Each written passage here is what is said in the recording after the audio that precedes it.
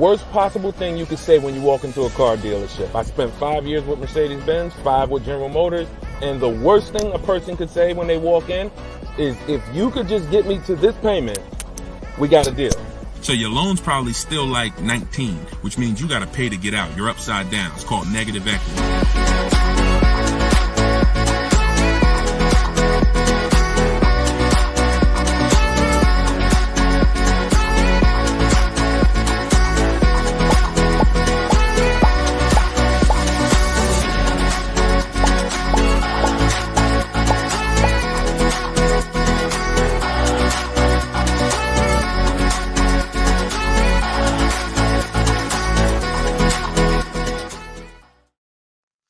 Welcome everybody to Car Shopping Questions and Answers, episode 13. I am your host, Deshone the Auto Advisor. Today is our Thursday, 12 p.m. live stream, and we're live on 4 platforms. For those of you who don't know me, I'd like to ask you, if this is your first time on a stream with us, could you type the number 1?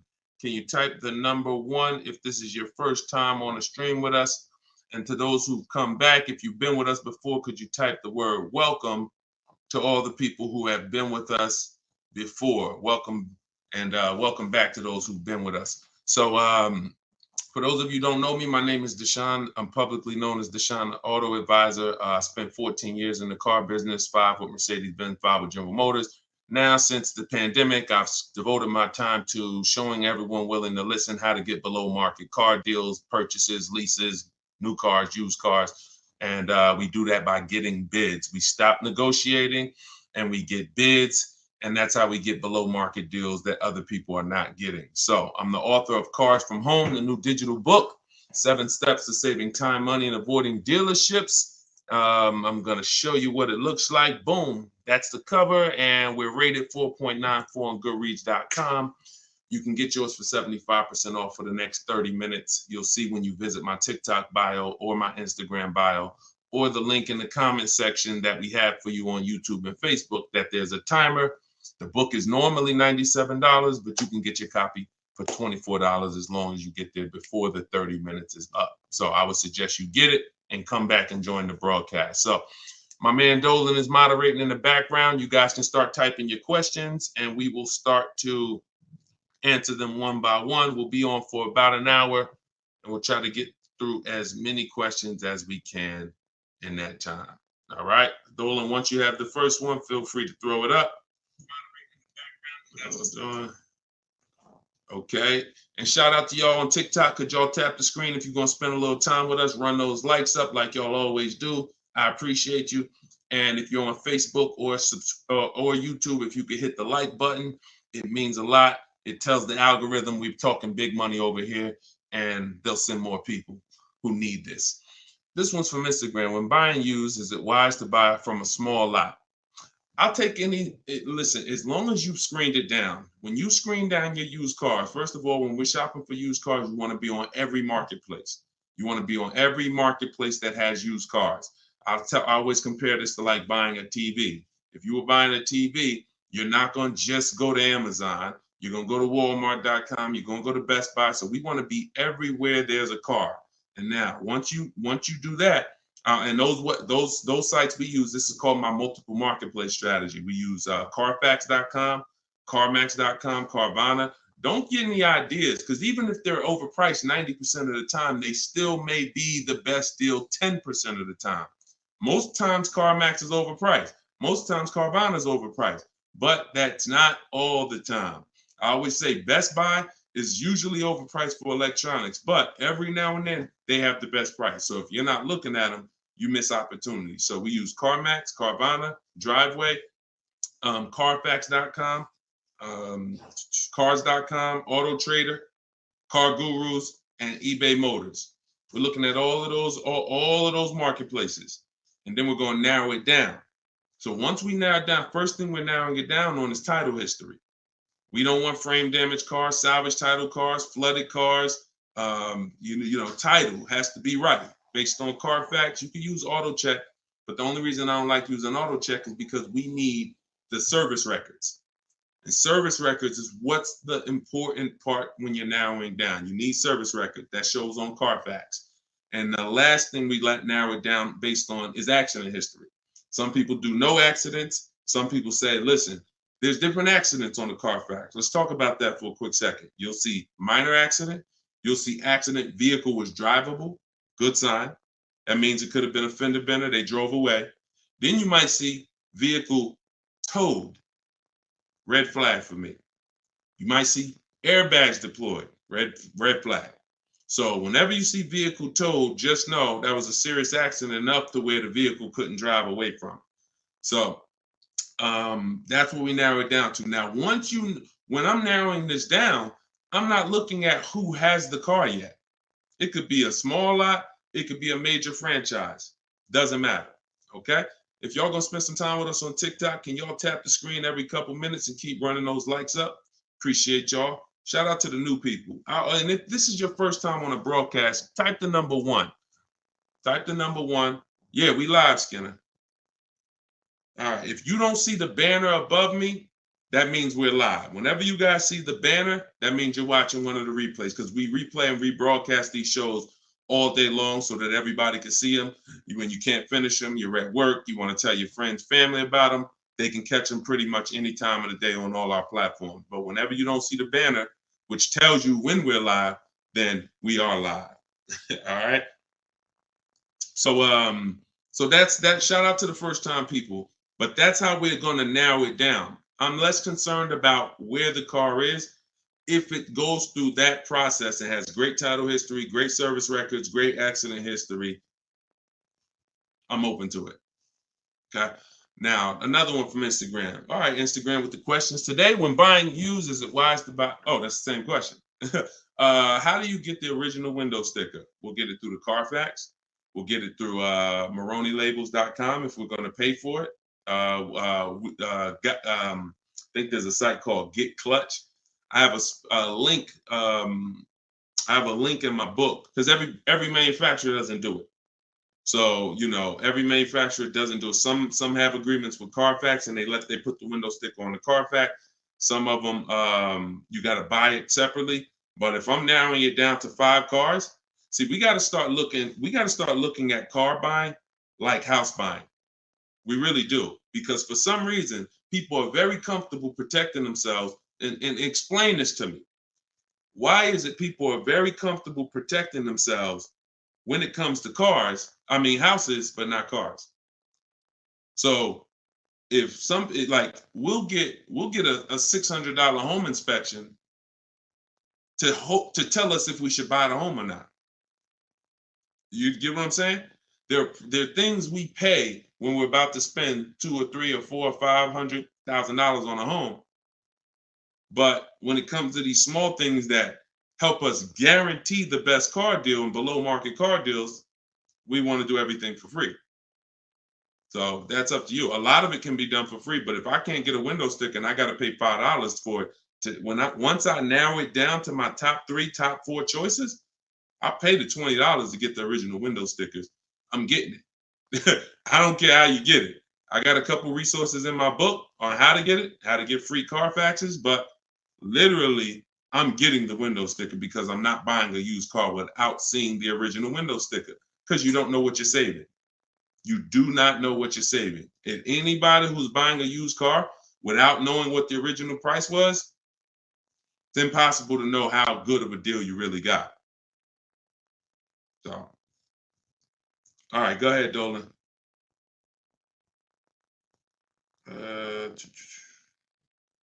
This one's from TikTok. How do you sell the lease car without the title? The same way I explained it. You don't need a title to sell any car. Who was taught you needed a title to sell a car? Type me in the comments, because this is a big one. There are people who not even leasing. There are people who have cars right now. You have a loan on it. And I used to get people who would walk in the dealership and they look at the new model, the most recent one, and they'd be like, Deshone, is that the whatever, 2019, 2020? I'm like, yeah, these just came out. Okay, I got 3 payments left. As soon as I make my last payment, I'm coming to get that one. I want to talk to you about that one. What's the reason? Why are you waiting? Other than you thought you had to have the title in your hand. It's not the way it works. You go, you sell the car, there's, you know, you write up a purchase order, whatever the bank is that you owe, the person pays off the bank, and then the title, once the bank is paid for, the title goes to the person who bought the car with the new ownership documents. So, you know, sometimes I forget there's little small nuances that, but in the book, and even we talk about this on the show, you guys never hear me when we talk about an equity assessment. When we do an equity assessment, which is maximizing our car's value by getting bids, we don't trade. You never hear me say, those of you who don't have your title, you can't do the equity assessment, right? So I'm just assuming that if you just follow these steps, you'll see, even if you thought you couldn't sell your car while you still had a loan on it, you'll see, well, he didn't mention I need the title, so I guess I can go ahead and sell it. Yes, you can. So, you know, you do at least the same way. I owe 15 on my car.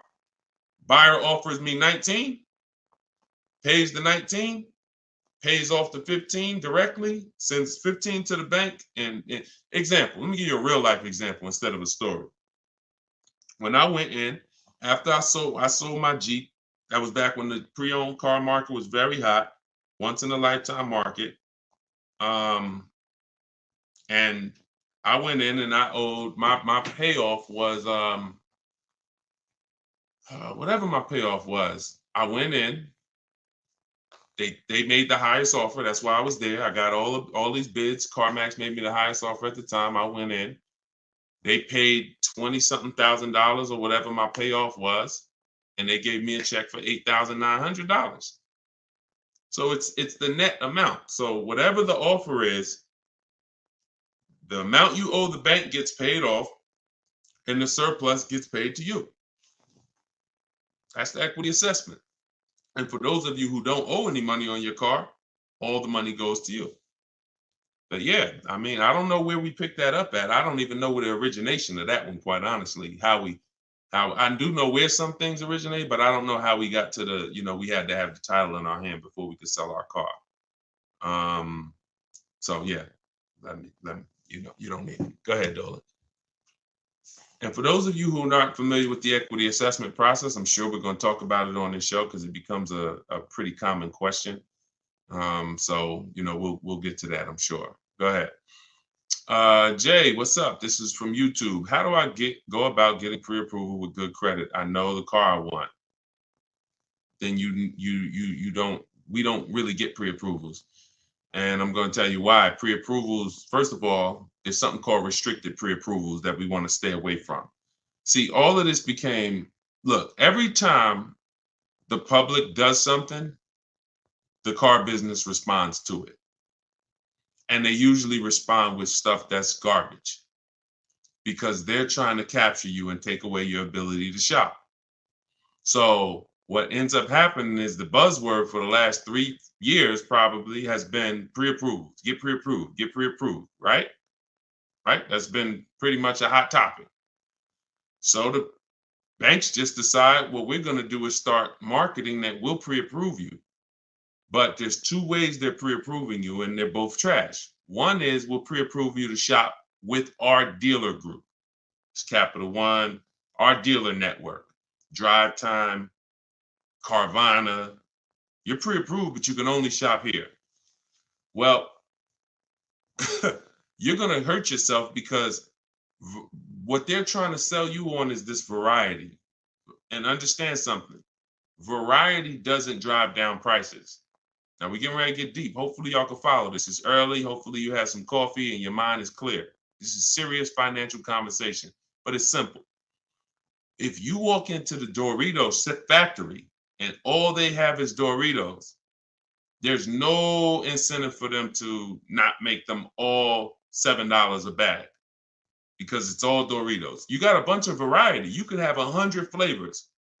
You're in the Dorito factory, but you're not going to get great prices because there's no competition.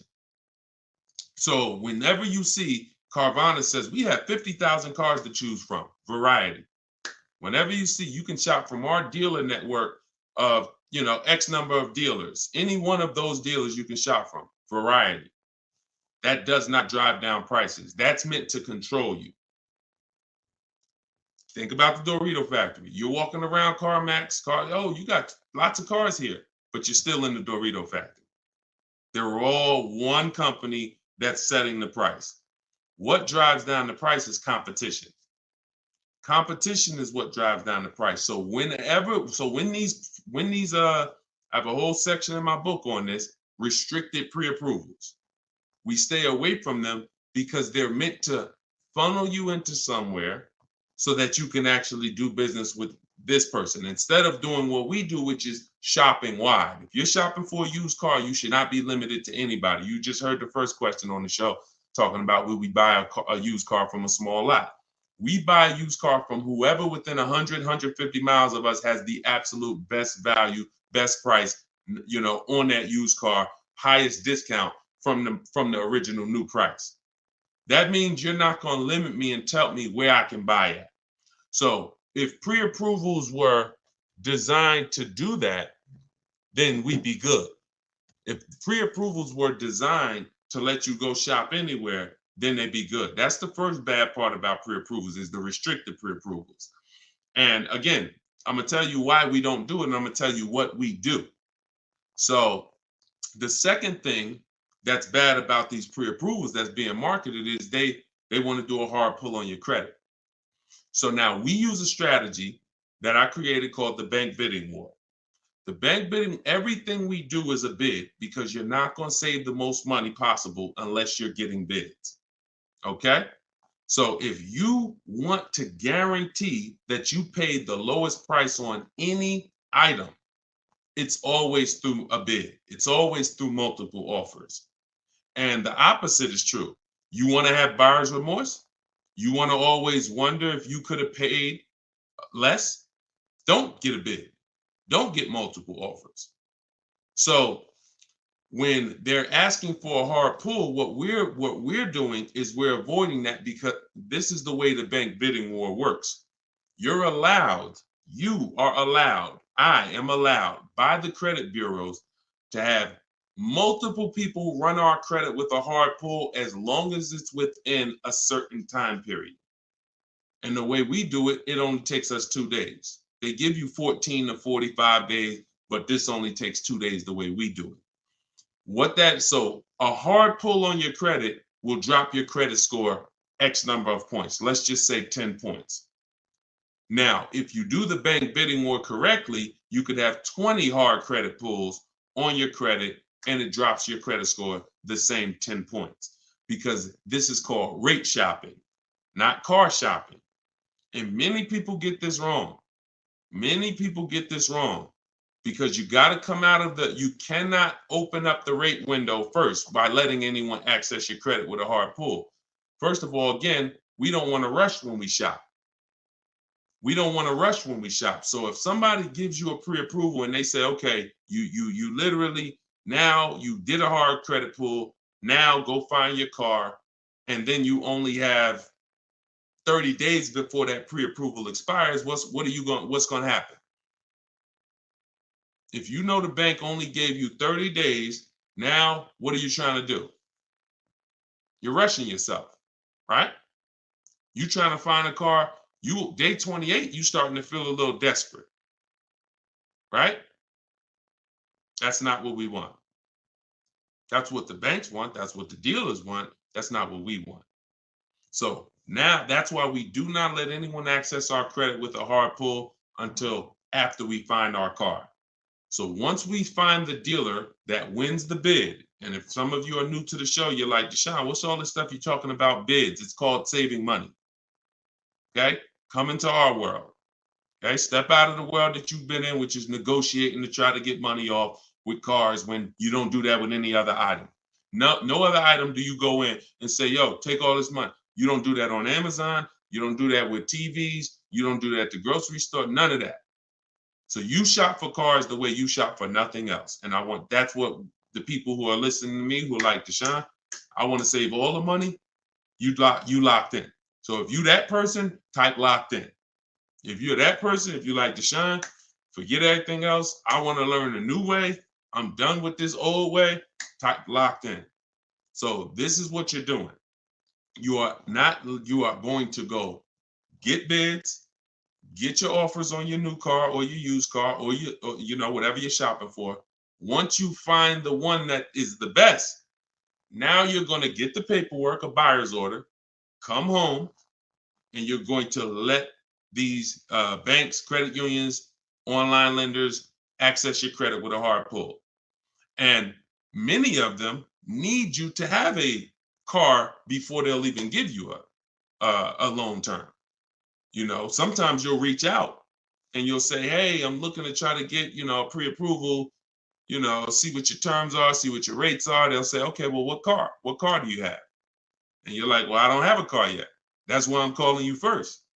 So we call them, we reach out to them when we have a car, and we're like, okay, this is what I'm looking for. I mean, this is what I have. I have it reserved.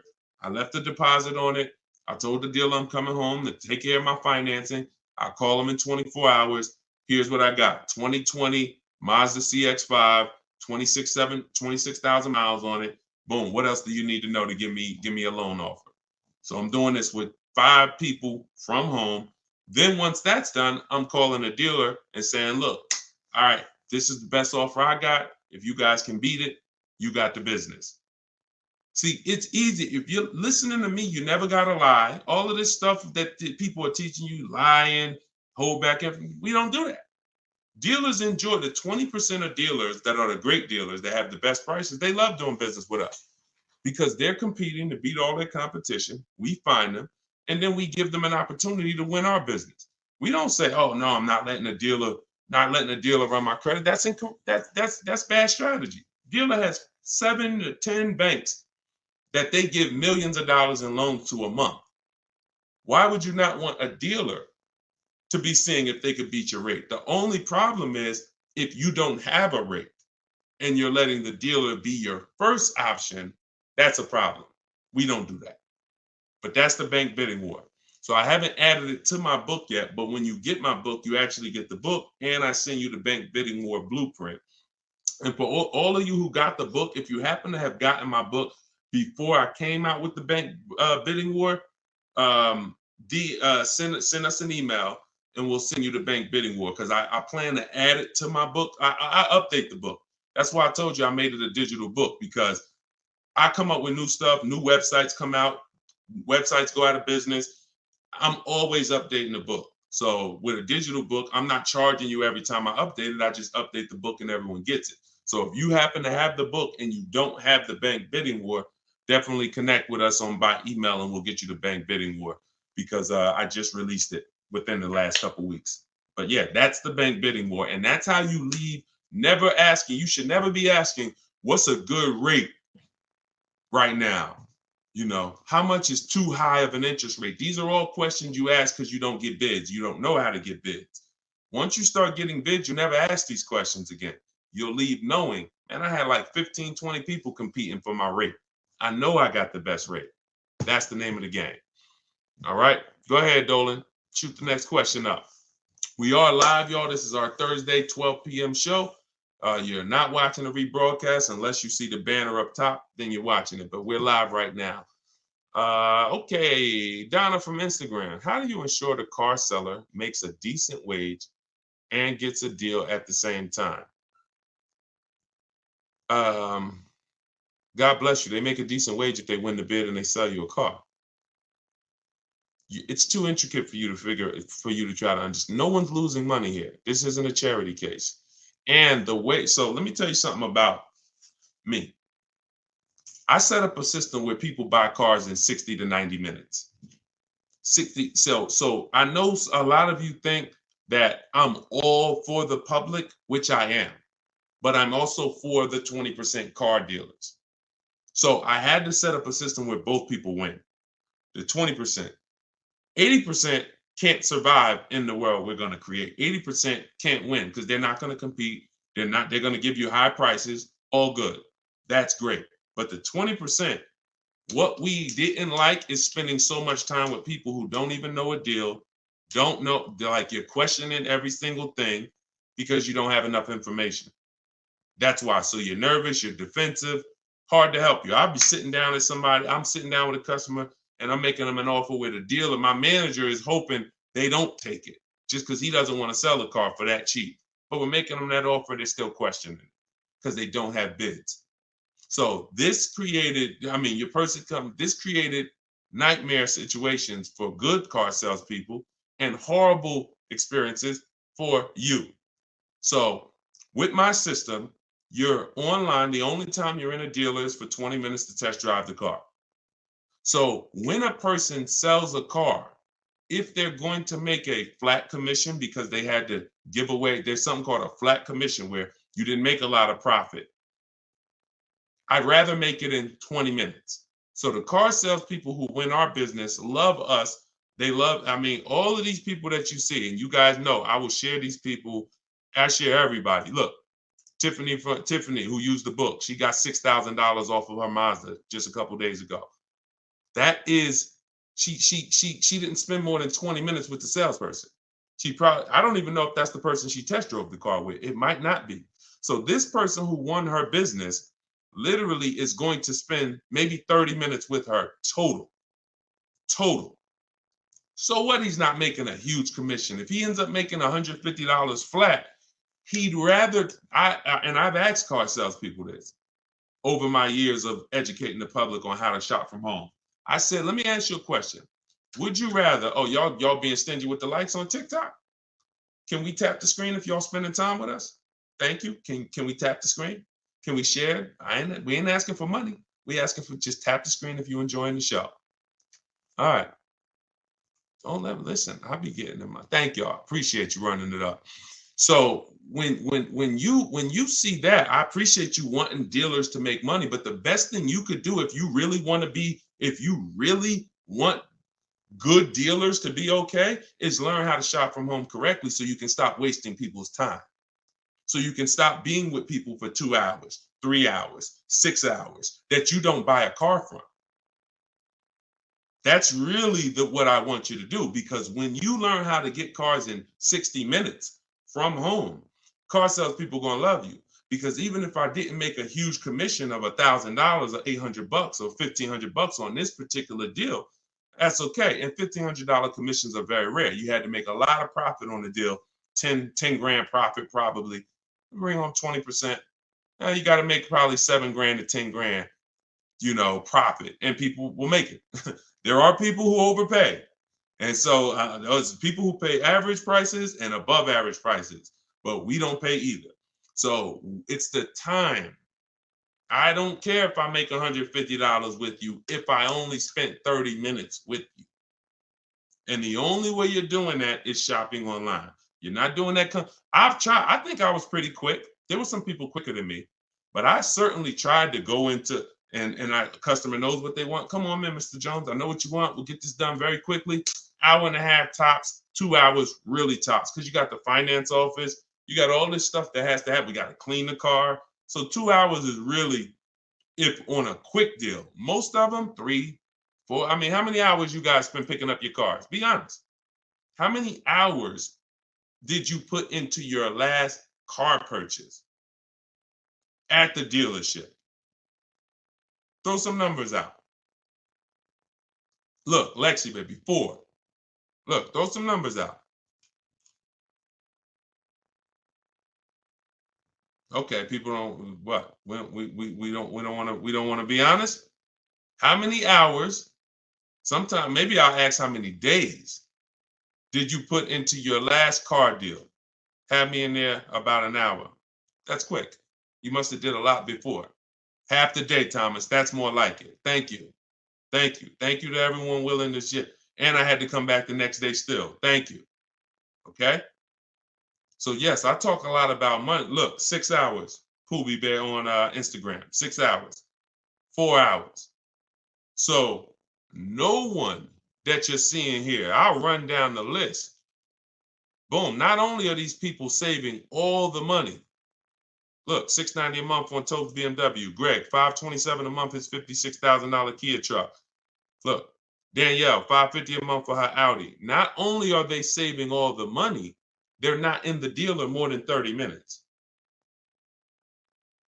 That's why the dealers love them. That's why the dealers love us. I'm never going to create a system that's painful for car dealers. I would be hypocritical to do that. I created a system where when you use it, the people you do business with love you because you're like, man, listen, this is one of the quickest deals. Some of you saw when I got my Infinity truck. I wish I could find that video. Matter of fact, hold on. Before we go to the next question, because I don't want anyone, because some of y'all don't know me. Y'all don't know, okay, is this guy telling the truth? We really getting cars? This was me picking up my Infinity truck right here. This is when I got the Infinity truck. Hold on, I'm gonna find a video. I'm going into my hold on, where we at? Day five. Here we go. Look, let me share my screen. And I picked it up and I posted this on Instagram because I want people to know we really do this. We don't say we do this. We really do this. Look. Now, there we go.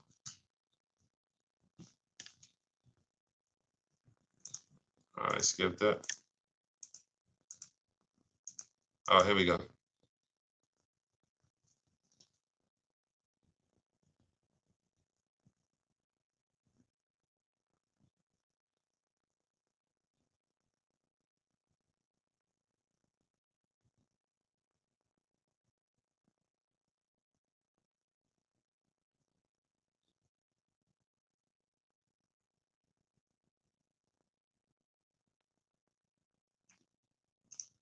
Boom.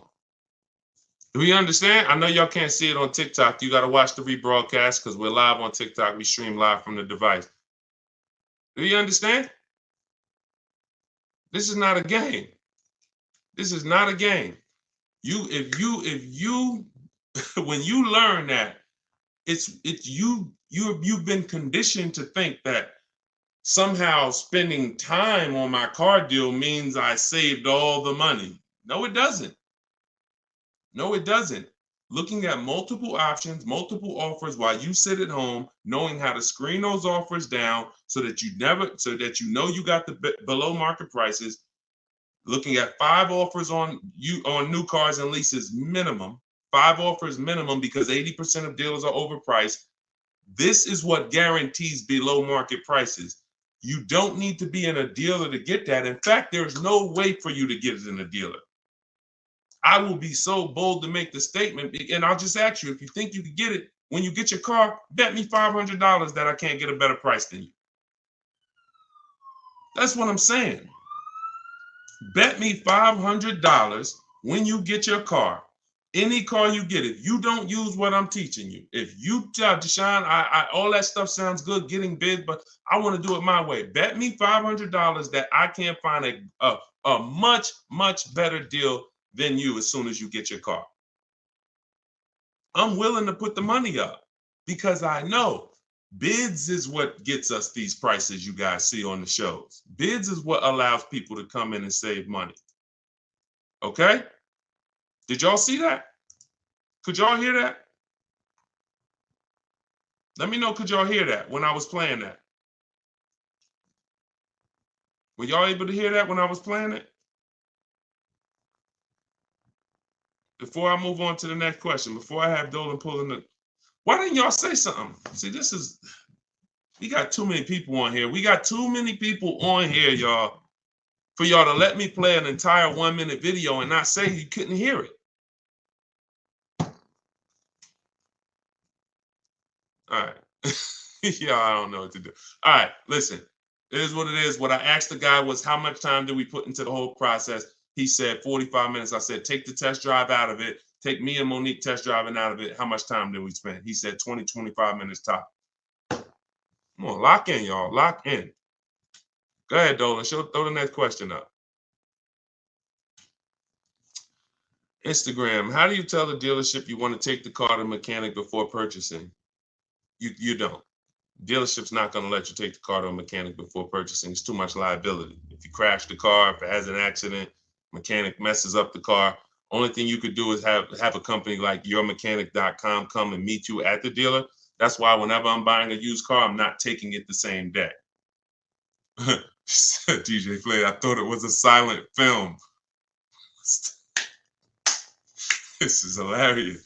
So yeah, we never take a used car the same day because one, we got to do it even if we're paying cash though. I mean, even if we're paying cash. But if you're doing the bank bidding war, we can't take a car the same day because we need to go home and we need to start the bank bidding war. But if you're paying cash and the car has a good warranty and you've done the math, okay, maybe you don't need to have a mechanic inspected. But if you want to have a mechanic inspected, then it's always I'm leaving a deposit and then I'll have either my mechanic come. And again, this goes back to you're paying to protect yourself. I got a mechanic here that I've been using for years, me and my family. If I told him, hey, look, I'm gonna pay you, let me know when you got an hour and a half. I'm gonna pay you for the time. Come take a look at this car with me. I got a reserve. He'll be like, no problem. I throw him $125. He'll come, check it out for me, tell me if I'm good or not. He can't put it on a lift, so that's the bad thing. But again, it's better than me just thinking with my non-mechanic self, I guess the car looks good. Sounds good, I think. No, these are the things that we got to do if we want to protect ourselves. And understand, there's horror stories for a reason, y'all. Horror stories are very common. Cars breaking down. It's weird. All I can do is give you boundaries. And when I give you the boundaries, then you can choose what you want to do with them. You can choose if you want to, adhere to them. You can choose if you want to ignore them, but at least they're there. So yeah, I would always have, with no warranty on a car, I would always have my mechanic come out. And if you don't have a mechanic, then I pay a company like yourmechanic.com. I think they charge $100, $150 to come out, send one of their mechanics to inspect the car for you. I see it just like a home inspection. I don't see it any different. Any different. Go ahead, Dolan.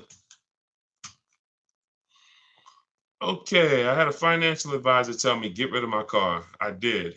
Oh, wait, I had this one's from Instagram. I had a financial advisor tell me to get rid of my car. I did, however. I really need another one, but they repoed the vehicle. It's been around January. Okay, I'm trying to understand. So he told you get rid of your car, but you need another one. Get a very inexpensive car. It sounds like you're in a position where you need to get the least expensive car you possibly can. I call that a smart car, saving money at the right time. Cars that are, under 10 grand. If you're trying to get a loan on it, that's what you would be trying to get. But if they repo the vehicle, you're going to have a tough time getting I would get it. If I got my vehicle repoed, my next car is a small car. I'm looking for something that the smallest car I could get a loan on, 25 grand brand new, 30 grand brand new, because that means if I get it for about 10 grand, I still should be able to get a 6-year-old one, something not too old, 7. See, the problem is when you say, oh, I want the SUV and I want the 3 rows and, I want the leather and all of that. And now, okay, in order to get a car about 10 grand, you're going to get a 2009 or you're going to get a 2011 with 110,000 miles on it. See, we got to learn how to sacrifice in certain cases. I'm not talking to you. I'm talking to anyone else who may be watching this, who may be in a situation where you're in a rebuild. It's called a rebuild for a reason. We're not looking to stunt in a rebuild. We're not looking to flex on them in a rebuild. We're looking to say, look, I got to get from point A to point B. What I need is 2 things, a quality car, and I need to not miss any payments if I'm going to get a loan on this. So when you go out and you get, I got my credits are 500, but I'm gonna go and I'm gonna get a $20,000 car that they're gonna charge. I'm gonna pay 20+% interest on it, so my payment's gonna probably be 600. Now I'm paying 600, and the $20,000 car may not even be a quality car. May got 80,000, 90,000 miles on it. So now stuff starts breaking. I got my $600 payment, and now the car's in the shop, but I still owe my 600. Okay. Here comes another repo. So this is disaster. I've seen this. This is a formula. I call this the repo recipe. So if you're in a rebuild, the name of the game is seeing, first of all, Am I a long-term person, 8+ years, or am I a short-term person, less than 8 years? Because if you're a short-term person, your goal is to lease. You may not know it yet, but some of the people who've been on this show, you understand the depreciation curve. This is where you lose all the money right here. Year 1, 2, 3, 4, 5, 6, you're losing all the money. Once you get to about year 7, 8, it starts to level out. Your vehicle is not losing that much value anymore. That's when you want to own it. That's when you've won. That's not when you want to replace it. You don't want to say, hey, this is people. Oh, Deshone, I got 6 years of payments. Oh, I just paid the car off. Right when it was going to start leveling out depreciation wise. Oh, I'm going to get rid of it now. Lost all that money in depreciation. Now I'm going to get rid of it. So you need to know, if you're not an 8-year, 9-year, 10-year person, then you shouldn't be buying cars. You should be shopping for great lease deals. But you may not qualify for a lease right now. So your mission should be to qualify for a lease in the future, which means I'm going to drive a car that's not my ideal car. I'm going to drive a car I may not even like, but it's going to be reliable and it's going to be affordable. Reliable and affordable. And I'm going to drive that for 2 years, make every payment on time, and then I'm going to switch into another car, brand new lease. Or if I'm purchasing, because I'm a long-term person, I'll switch and I'll if you're purchasing, if you're a long-term person, you could get a car now, pay a higher interest rate, and refinance later. That's why you need to know who you are.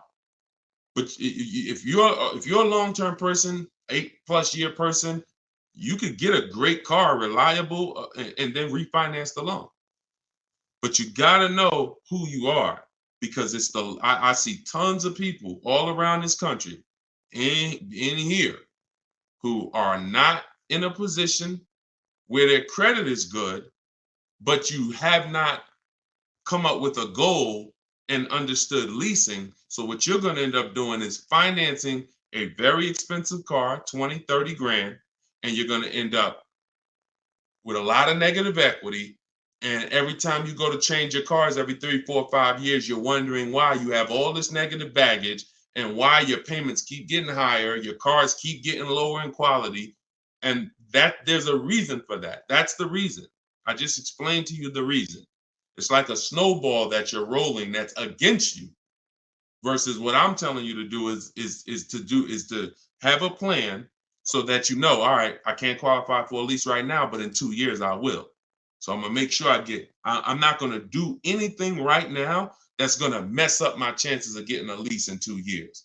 And if I'm not a lease person and I'm keeping this car 8 years, then I gotta get a great car and I'm gonna pay higher interest. But when the interest rates come down, when I fix my credit in a year or two, I'm gonna refinance. 2 different people, but you must know who you are. We clear? We clear on that? Type clear if y'all clear on that. Okay? All right, go ahead, Dolan. Shoot the next one up. What are the benefits, if any, of buying an electric or hybrid vehicle? You need to know that. I mean, it's different for different people. Environment, some people, depends. That's a personal thing. A lot of people think that electric cars, I remember when I worked for Mercedes, we thought hybrids were good for people who drove a lot. So I was uneducated on hybrids. It's actually good for people who drive in the city, because every time you hit the brake, it would regenerate the battery. So that might just be Mercedes hybrids. That might be all hybrids. I don't know. But your reason for buying a hybrid or an electric car should be your reason based on your research. And so plenty of people, most people are not buying electric cars. Some people are. Some people buy hybrids. Frina was looking at a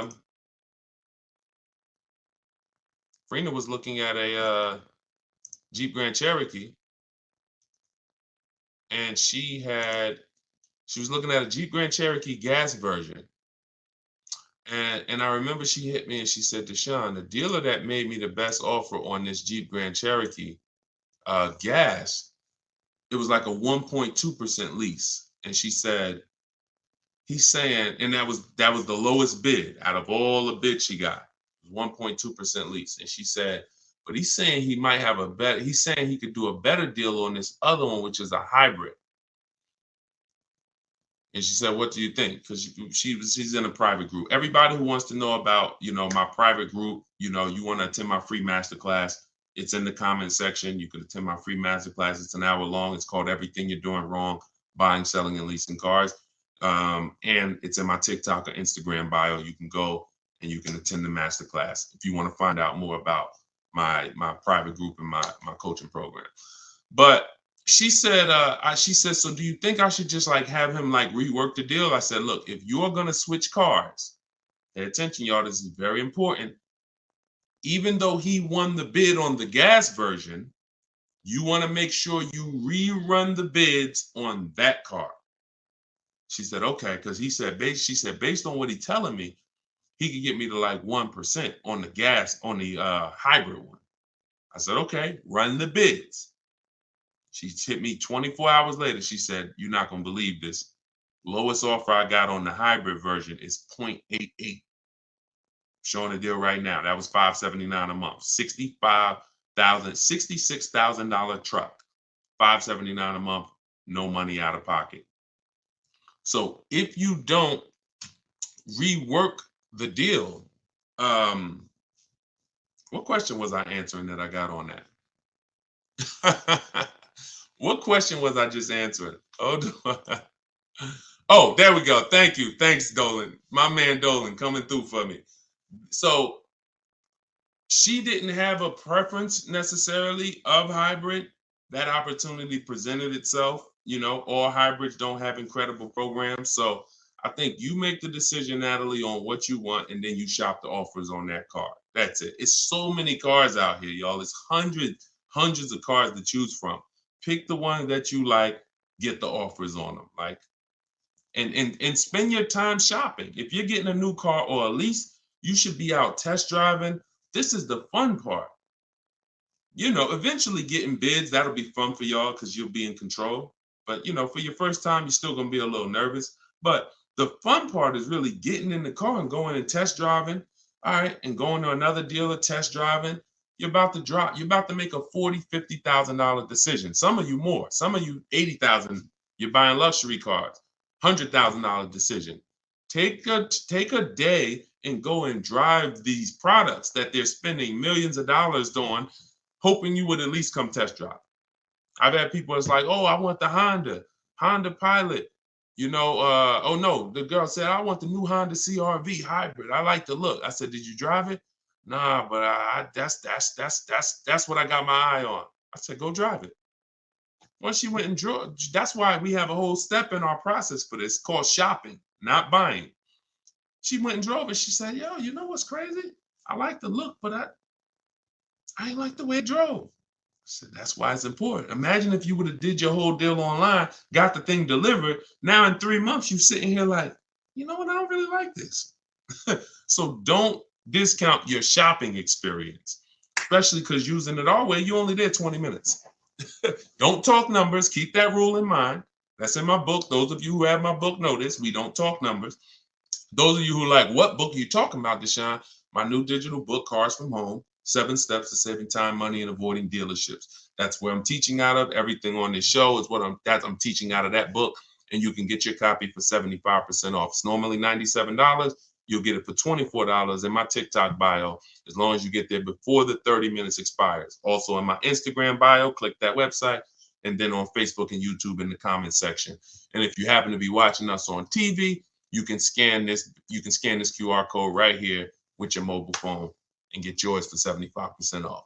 All right. And now you have everything I teach in one blueprint in one spot. Okay. Renico from YouTube. 1 year into my Kia Soul lease, this was not the car I wanted. I want to trade the Soul in for a 2022 Kia Sorento. Is it possible, or should I wait for another year to lease the Sorento? Listen, great question. Perfect example of what I just said of why we don't discount the shopping process from now on. So you can't break a contract. The only way you can get out of the lease is if you can sell it. So you do the equity assessment. Now follow this, you're going to call your bank, call your leasing company. You're going to get the payoff. And then you're going to ask do I have a third-party restriction? Those are the two questions. Payoff, do I have a third-party restriction? Then go on the 6 sites, get your bids.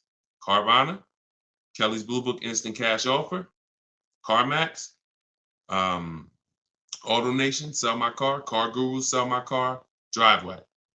Every time you see, is your car leased, financed, or owned, you want to put owned, because you want the straight value. When you put lease, it triggers something on their website. So just always put owned so you can see the values. If you have a third-party restriction, you're going to have to sell to a Kia dealership. If you don't have a third-party restriction, you can sell to the highest bidder, provided you have equity. So if you see that, your payoff is 18 and the offers are 20, then you can get out. If you see that it's 18 and the offers are 18, that's going to be tough. So you got to see what your equity position is.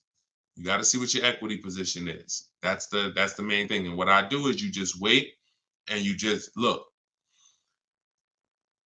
If you go into a dealer, they can put you in a new car.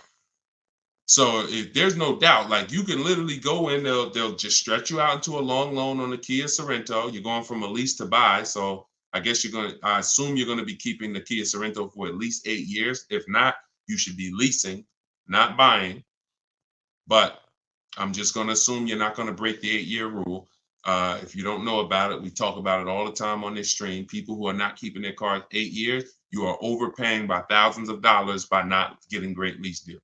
It's not even close. Thousands of dollars, not hundreds. So I'm assuming you're going to buy and keep. But what you're going to do, anybody can transfer you. Take all that negative money, throw it into the new car. Now you're paying for the old car and the new car.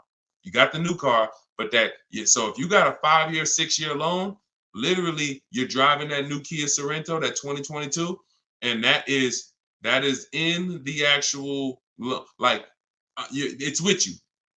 I'm glad, Renico. It's a great name. So you're in when you roll that over because of impatience, that 6-year loan that you're putting on the new car, the old car is with you the whole time. So until the day you make your last payment on the new car, you're paying for the old car that you got out of.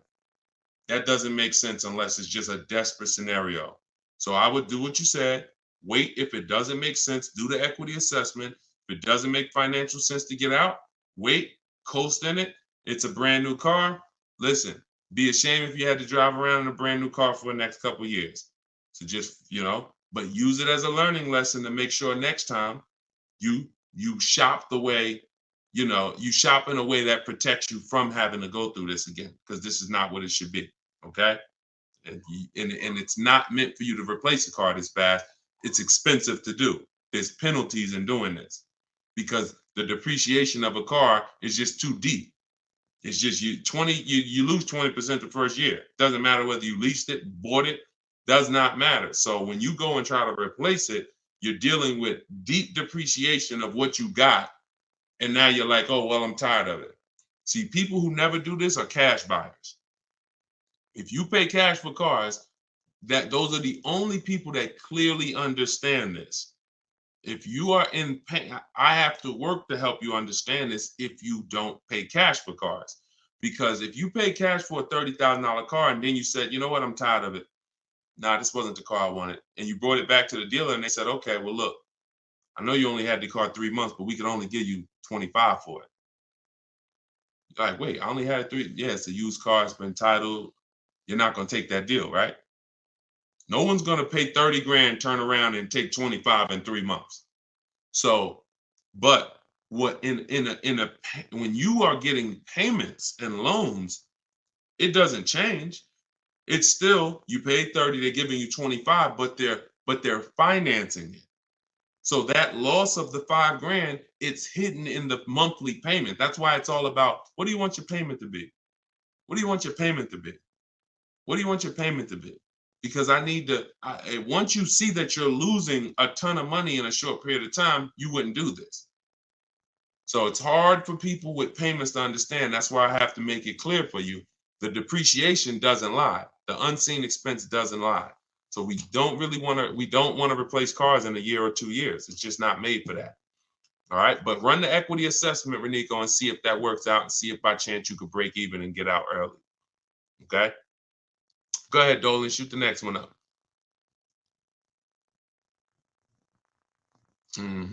Okay, Precision Soundworks. A great part about following the book is when you're car shopping, you know what you're not going to get sucked into, a sales number presentation. Amen. Just drive and say, I'll hit you up when I'm ready. Amen. I'm glad, and I'm so glad to hear you saying this, Precision Works, because I'm trying to teach people, all I can teach people is our world is different. And the world that they're in is painful. It's painful. But when you understand that you can be in control, when you stop talking numbers in the dealership, when you have the right online strategies, you're going to the website, you're getting bids, you know how to look at used cars, you're narrowing these things down the way I'm teaching you. Listen, there's not much that's in my book that I haven't talked about on these streams.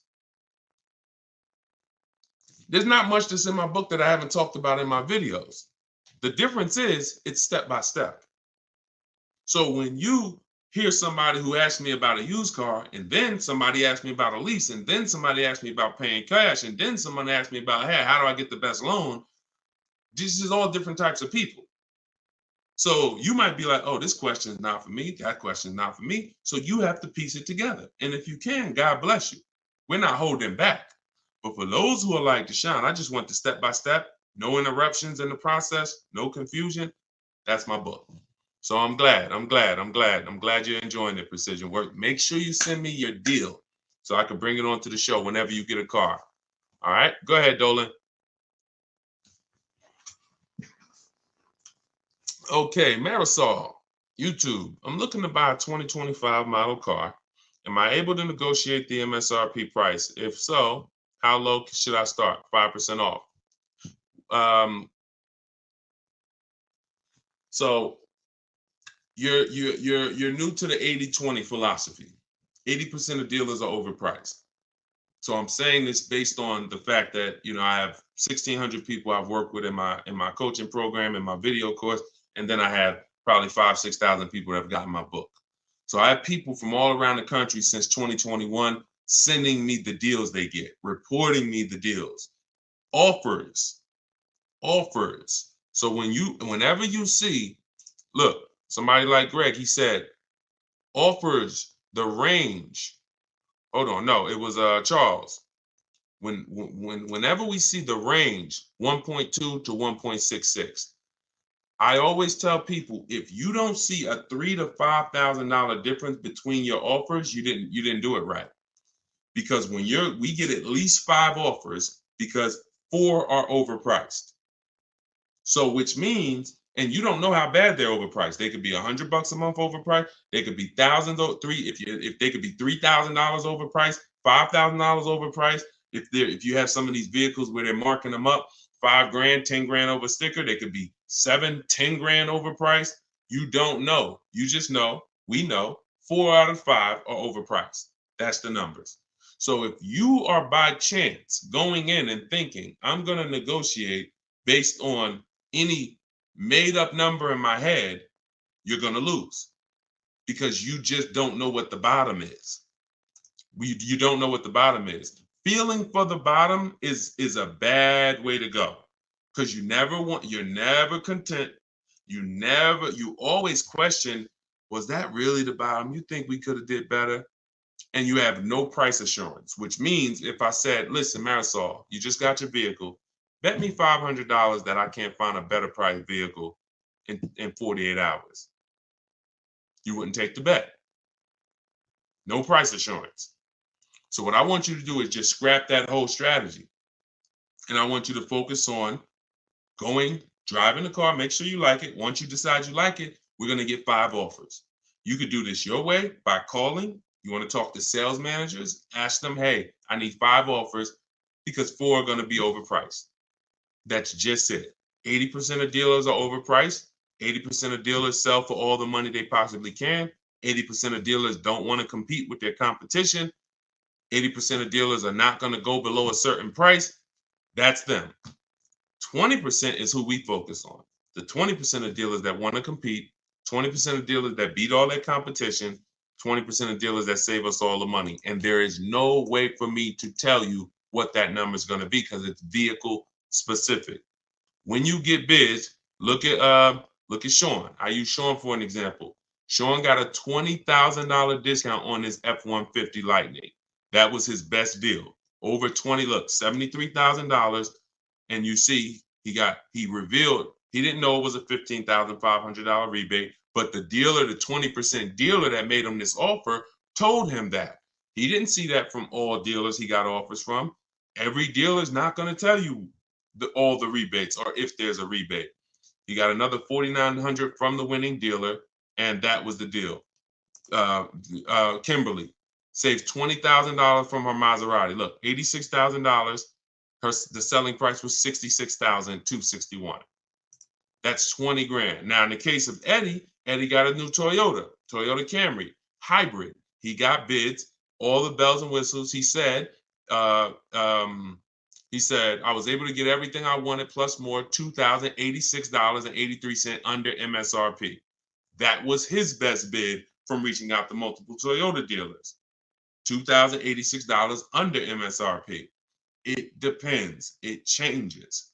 You don't know. And you can't take one big discount and say, Sean's not going to say, well, because I saved 20 grand on my F-150, when I go to shop for my Mazda CX-5, I'm expecting 20 grand. No, I'm going to shop the market, get bids, and I'll reveal what is the below market offer for a Mazda CX-5. In the case of his Ford, the below market offer was 20 grand off. In the case of Kimberly's Maserati, the below market deal was 20 grand off. But if we went in thinking these numbers are making up and saying, you know what, I'm going to try to get 5% under MSRP, we're losing. So scrap that whole strategy. Use mine. Or you could try to do it your way. Either way, 5 offers. Without 5 offers, you're not saving all the money and you will have no price assurance. 5 offers. In my book, I teach something called the 25 to 5 strategy. That's what I created. We're connecting with 25 dealers online. Those of you who have the book know it takes us about 20 minutes because we go direct to the websites. We don't go to third-party sites where they're selling our information to the dealer. We go right to the dealer's websites. I got a link in there that links you to all the dealers by zip code. So you put in your zip code and we go to each website. We copy and paste. I have a template we use. It says, hey, my name is such and such. I'm in the market for this car. These are all the options I'm looking for. This is my as soon as date I can make a deal. This is my no later than date. We give them all the information we need. Here's what I'm looking for, my option. Now we're sending that to all of these dealers. And then the goal out of 25 is to see who has a car. And then once we find out of 25 who has a car, well, we might see 10 dealers have a car that I'm interested in. That's another reason why it benefits to shop the numbers. Because when you only shop in 2 dealers, like the statistics say you do, the statistics show that you guys shop 2 dealers. That's what the statistics show, 2 dealers. And as car salespeople, we know that. So when you're shopping 2 dealers, whatever they have on their lots or have coming in, that's all that's interesting. That's all we can shop from. That's why it's like, oh, I don't have that color. Oh, I don't have one with those options. We're shopping from 25 dealers. We got a good shot of 8 to 10 having something we're interested in. And then we have other copy and paste scripts to request our quotes, give them everything they need to give us a quote. And then we have scripts to keep the conversation moving when they try to get us on the phone, which they will, 80% will, try to get us to come in, 80% will. Hey, listen, we could only give you a quote if you're here in the showroom. Okay, well, I'm talking to a couple of dealers. No one else has said that. Should I remove you from my list? All our emails end with a question. Whenever you're emailing a dealer, should always end with a question, not a statement, because the question pushes the ball back to them. So that's what we're doing, 25 to 5. Our goal when connecting with 25 dealers is to get 5 offers. And out of those 5, 1 offer is going to beat everybody else, and that's who we do business with. That entire process takes us 60 to 90 minutes. 60 to 90 minutes. It's beautiful. So if you're like, Deshone, I want to use your process, you can do it your way. You want to call around? I'm just telling you, get 5 offers. You could do it my way. In my book, 75% off in my TikTok bio or in my Instagram bio. Click that link and get your copy for 75% off, or in the comment section on YouTube and Facebook if you just came on the show. But that's the 25 to 5, and you won't have price assurance and you won't save all the money until you start to get 5 offers. Everything is a bid. All right. That's what I'm telling. My favorite words: bids, multiple offers, multiple options, price assurance. These are my favorite words. When you start using this stuff, they're going to be your favorite words too. I guarantee you. Go ahead, Dolan. Do you always have to have a down payment when purchasing a car? No, never. Never. Now, down payments are not illegal. That was one of the worst videos to go viral. But when a video goes viral, you can't combat it. So, if people looked into that law, they would see this law has nothing to do with down payments. So down payments are not illegal, but you can every single thing we shop for is no down payment. When we're shopping for leases, we request all our lease quotes, first month's payment total out of pocket. We don't, you guys, some of you know who's been on the stream, I don't even like you using the words down payment. We use total out of pocket, total due at signing, not down payment. But we're doing first month's payment due at signing, 12,000 miles per year, all taxes and fees rolled into the payment. That's how we request our lease quotes. Now, we have high mileage drivers who do high mileage leases, 20, 25, 30,000 miles a year, but you always adjust it after you found the best dealer. Once you found the dealer who wins the bid, that's when you're now going to go in and adjust the mileage for your custom strategy, for your custom needs. Okay. All right. Listen, I appreciate it. Please readjust the quote to 18,000 miles per year, and then we'll take it across. That's when you're going to say, all right, you know what? I'm already under 1.5. I'm under 1.3, whatever it is. As long as you're under 1.5, you got a deal. As long as it's the best bid. Because some people say, oh, I went in, and I cannot stand this. But it's unfortunate that people think they're using what I teach, but they're not. They'll go in and say, Deshone, yeah, I was talking to the car salesman. I told him, you got to get me under 1.5. I said, what are you doing? I didn't say it. I don't even think I responded to it because I don't want people to feel like they failed. But that's not what I teach. I'm never targeting 1.5. I'm targeting 5 offers, and the only way 1.5 gets approved is if it's the lowest out of the 5, which means I know the lease program isn't great. But if I see 1.45 and then there's another lease quote for 1.6, 1.8, 1.9, now I know this 1.5 is the deal. And the dealers often will tell you, listen, I'm giving you a big discount, but the lease program's not that good. That's what's making it 1.5. So I don't have a problem with that, but I'm never going in targeting 1.5, because if I target 1.5 and other people would have came in and offered me 1.3, 1.2, but I'm not getting bids and I'm leaving thinking I won. No, I lost. So that's how we shop for our lease quotes. No money out of pocket. When we shop for our purchases, we're separating our loan, which is our monthly payments and our terms, from the car.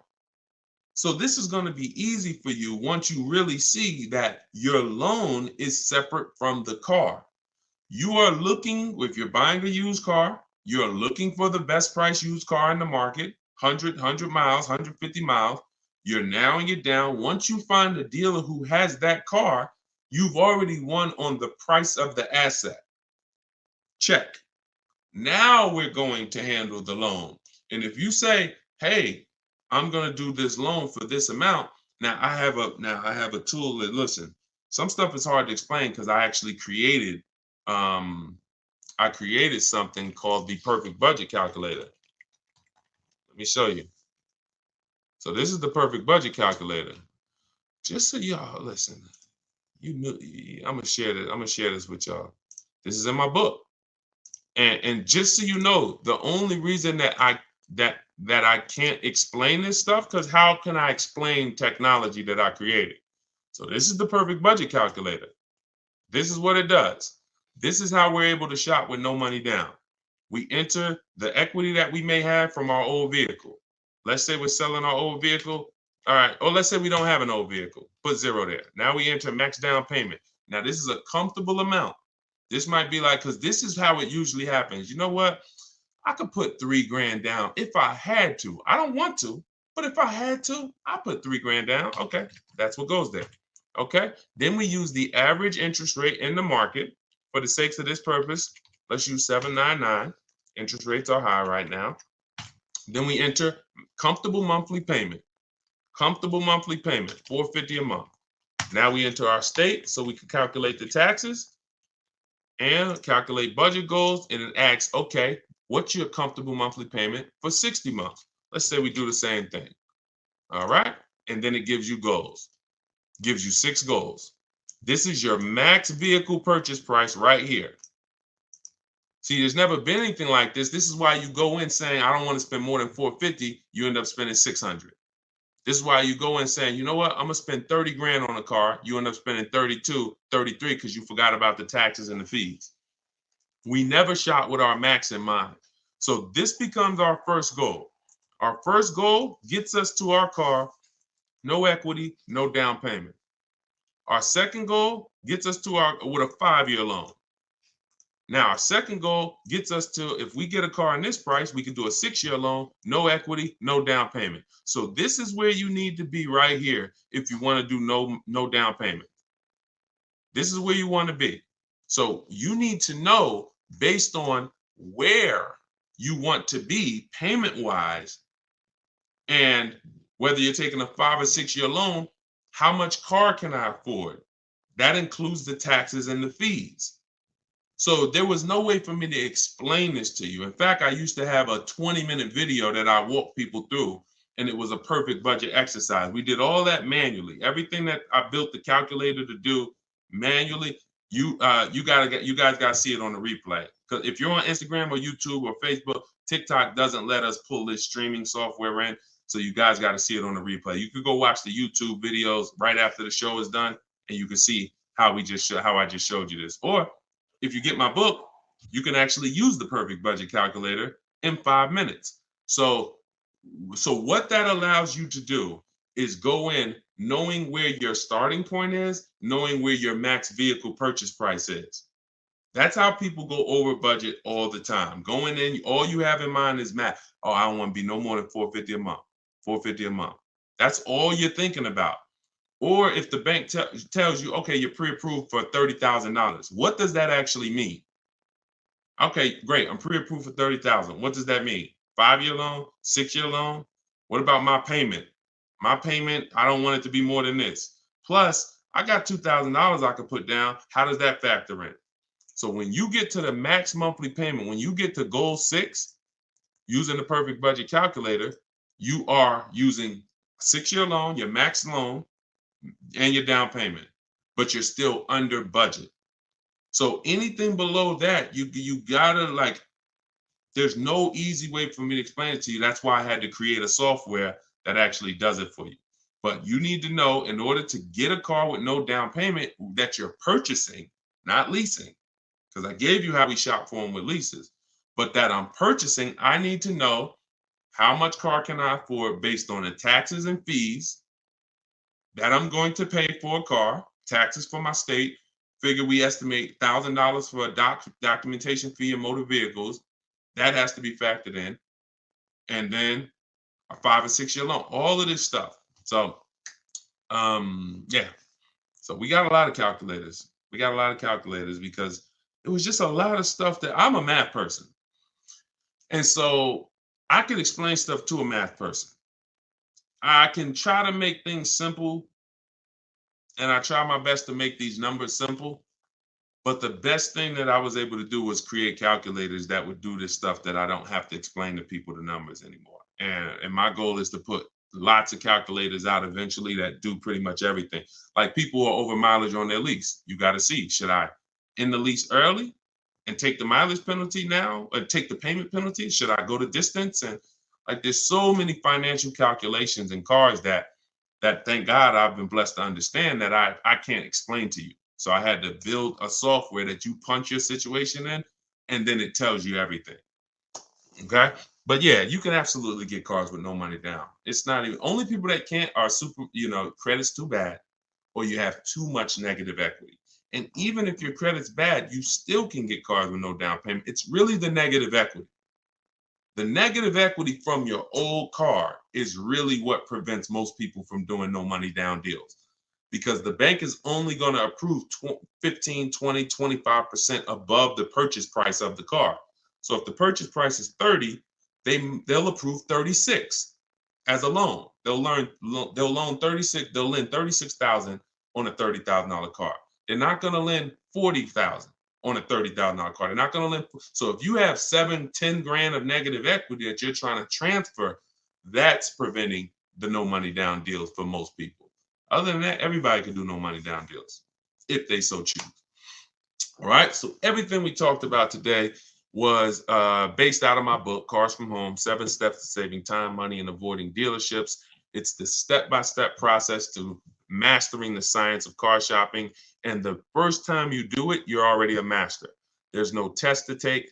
The first step in the process is the most important question, which I'm going to help you know clearly whether you should lease or buy based on how long you keep in the car. And step 7 is delivery. So by the end of this, when time you get to step 7, I'm congratulating you, and we're like, okay, let's set up if the dealer is going to deliver the car or if we're going to go pick it up. That's delivery. So it's not this book you read and say, okay, all right, I'm ready for the quiz now. Let's take our test. No, every step is an action. Equity assessment, budget tool, choosing your car, shopping for it, doing a check to make sure it doesn't have any bad data out there like electrical issue software, and then getting offers, then paperwork, then delivery. It's a walkthrough. So you can get your copy for 75% off in my TikTok bio, in my Instagram bio, or we have a comment pinned in the YouTube and Facebook section. Or if you're watching us on television, you can scan the QR code and use the strategies, everything I teach in one spot. All right. Make sure you send me your deals. We'll be back for another live show shortly. If you're watching the broadcast, if you're watching the rebroadcast, you'll see the times that we're live. For those of you who want to attend my free masterclass, Everything You're Doing Wrong, Buying, Selling, and Leasing Cars, that link is also in the comments, and it's also in my TikTok and Instagram bio. You'll need about an hour, and then we do Q&A for an hour after the class. So anyway you get it, make sure you get it. I don't care how you get the information. All we do is put the information out. The rest is on you, all right? I'll see y'all on the next show. God bless you.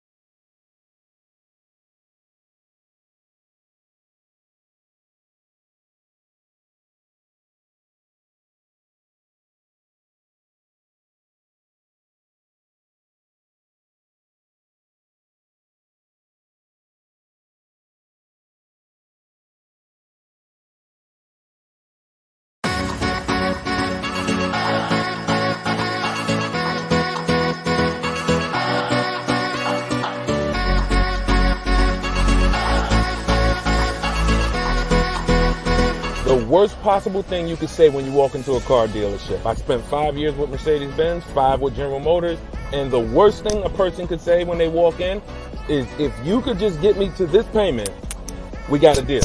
So your loan's probably still like 19, which means you got to pay to get out. You're upside down. It's called negative equity.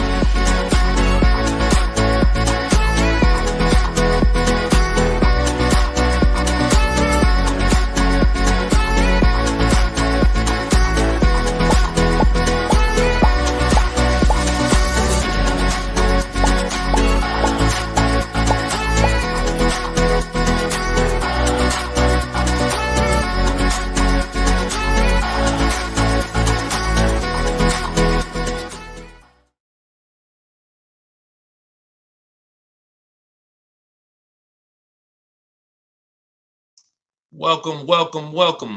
Welcome to Car Shopping Questions and Answers, episode 14. I am your host, Deshone the Auto Advisor. We do these live streams throughout the day. We rebroadcast them. So you may have seen a rebroadcast, but today is our Thursday. Is it Thursday? It's Wednesday. I was saying, what day is it? It's Thursday. Thank you. Our live broadcast, and we do rapid fire Q&A. We are streaming on 4 platforms: TikTok, Instagram, YouTube, and Facebook. So you guys can start taking your questions. Yeah, I see you. I see you, real Zubir. I see you. We're live right now. And whenever you guys don't see the replay banner, that means you're watching a live show. So we do replay these broadcasts all throughout the day so that, you know, if you can't watch them all, you can tell your friends, your family. But whenever you don't see the live replay banner, that means we're live. So you guys can start typing your questions, and we'll be pulling them in from all 4 platforms. So just go to deshonsbook.com, Mr. Silver. I see you on TikTok. The people with the TikTok browser were having a problem getting the book, but some people said they were able to get it on TikTok. So just try typing deshonsbook.com into a browser, and you should be able to access it. So as you come in, start typing your questions, and we'll start getting to them. For those of you, if this is your first time ever on a live car Q&A with us, can you type the number 1? We always like to know who's the first time person, first time ever on a car shopping Q&A with us.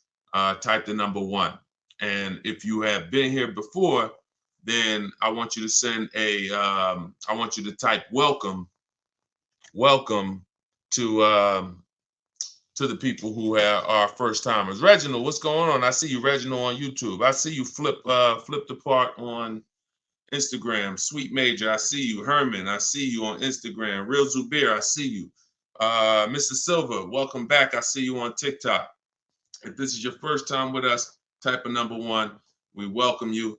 My name is Deshone the Auto Advisor. As I said, I spent 14 years in the car business from 2006 to 2020, left after the pandemic, never went back to Mercedes, and have been teaching people who are willing to listen how to save the most money, get below market deals, guarantee their best prices, their best interest rate, their best deals, car shopping online, getting bids instead of negotiating. So it is an entirely different science, but we go deep on it here. So feel free to ask your questions, and we'll start getting to them one by one. Everything I'm going to be teaching out of in this stream is out of my new digital book, Cars from Home, 7 Steps to Saving Time, Money, and Avoiding Dealerships. And we're going to put a comment for you guys in the Facebook comments and in the YouTube comments. We just like to get the housekeeping done so we could get right to the show, because you know, once we get to the questions, we don't turn back. We don't stop until the hour is done. So we'll be here for about an hour. So we're posting a question now. Those of you who want the book on Instagram, it's in my bio. It's in my TikTok bio, and you can get yours for 75% off. You won't pay the normal $97 price. So let's get to it. All right. Let's see. We have Instagram. My car is out of repo and it was bad deal from jump. What can I do? Okay, so you got your car out of a repo. All you can do to get out of a car is sell it. That's it. You could sell it. Now normally you might say trade it, but we don't use the words trade here. We use the word sell it. So whenever you are, because you're not going to get the most money trading. So you want to do something we call an equity assessment. You want to find out how much you owe, call your bank. And this is the first step for everyone. If you have a car right now that you need to replace, I want you to stop thinking about trading, and I want you to start thinking about getting bids on it. Okay? No matter what you have, if you have this phone right here and you said, I'm going to trade this phone for something, are you going to get the most money for the phone? Think about that. Think about that. Yes or no? And always stay close to your keyboards, because we dialogue here, okay? I ask you questions. I need you typing fast in the dialogue. If you had this phone right here and you said, I'm going to go trade this phone, that's different than you getting bids on it and seeing what's the most money somebody will pay for this phone. Okay, so that's what we do when it comes to our car buying process. So you're gonna call your bank, find out what you owe, and then you're gonna go to CarMax, Driveway, Carvana, Kelly's Blue Book Instant Cash Offer. Do not use KBB.com. It's a marketing site. And all it is an algorithm. It's algorithms trying to tell you what your car is worth. We're past that day. The world we live in now, we can get offers. And that's what you want. That's all that's important is offers. So Kelly's Blue Book Instant Cash Offer, Car Guru Sell My Car, and AutoNation Sell My Car. That's 6 people who are competing to buy cars every day. And that's where you want to go. Once you go there, you'll be able to see if you have equity, means you could get out very easy. So if you owe 15, but your highest offer is 20, that's a 1-hour inspection. They'll cut you a check and you got the equity. That equity is cash money to you.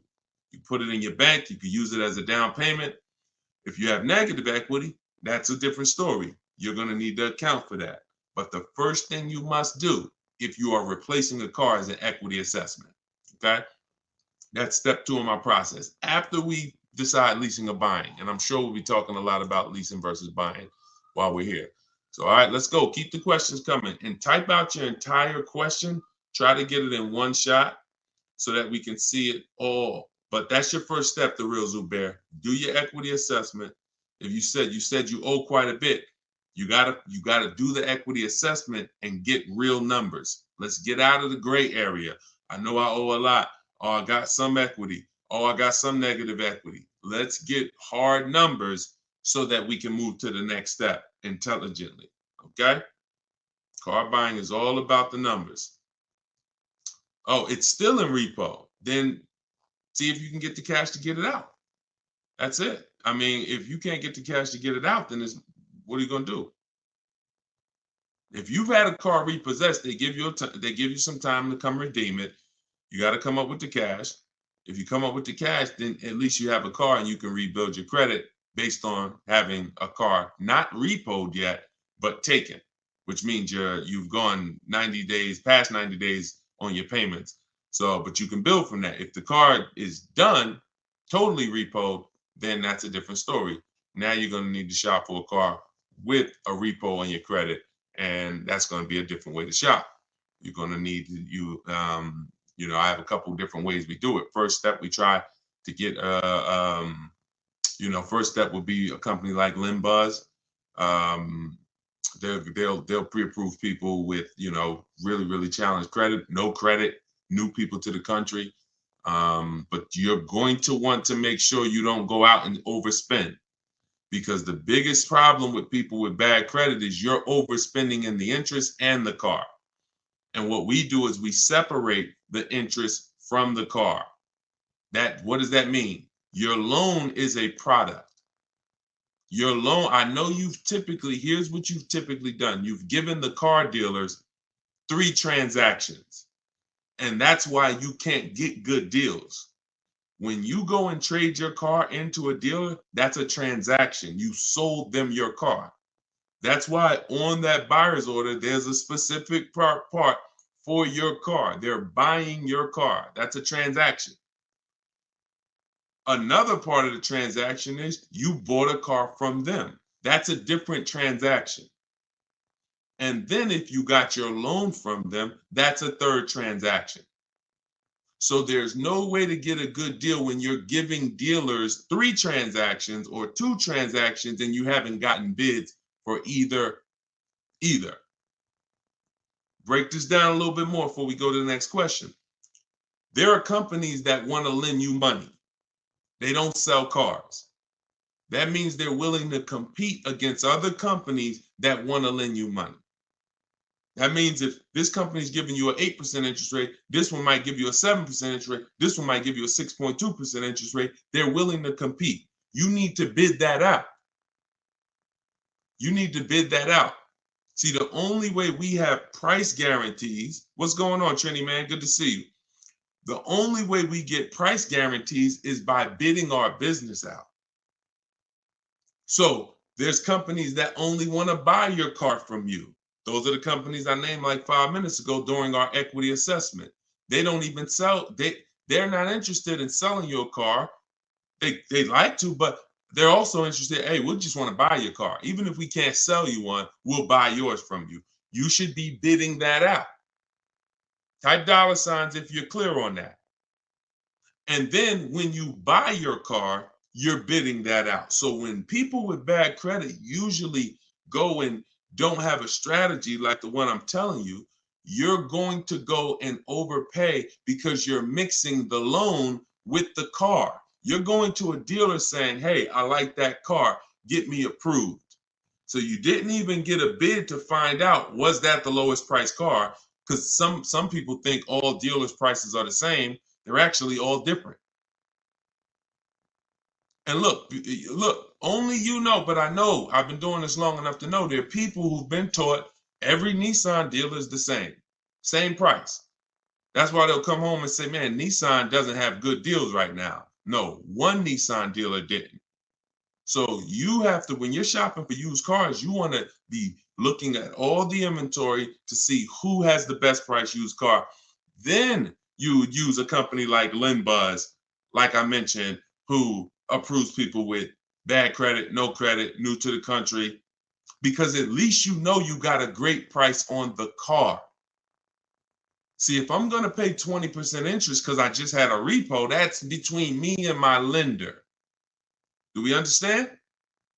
Most times when you have bad credit, it's between you, the dealership, and everyone else in the dealership. They know you have bad credit because you've been there for 10 hours. How'd you get here at 9 a.m. with me? We both walked in the door and I left at 12 and you still sitting in the waiting room hoping they get you approved. Everyone in the dealership knows you have bad credit. That's the way it is when you're mixing the credit and the car and you have bad credit. So what you need to do is be doing what I'm telling you, shopping for your car, finding the best price car, and then trying your best to find a company. You can try LendBuzz, as I said. But if you're overpaying for the car, if you're just walking into a dealership that you like, oh, I like that, and you think you're going to just have a good time getting approved, you got to understand, you could overpay by $3,000-$4,000 for the car itself, and then you're going to pay 20%, and you're just burying yourself. And that's what most people are going to do, unfortunately. That's not what I want you to do. Okay? So we'll talk more about our online shopping system, new car. I'm sure as we go through more questions on the stream, we'll go more deep into our online shopping system. But that I need to give you, if you have bad credit, challenge credit, repo, you need to have an overview of what your plan should look like, and that's what it is. Shout out to the people running the likes up on TikTok. Appreciate y'all. If you could tap the screen every couple minutes, if you're getting value so far, tap the screen. All right, let's go to, I see you, Uncle Hassan on TikTok. Let's go to you and type your questions, y'all. We're going to try to get to as many as possible.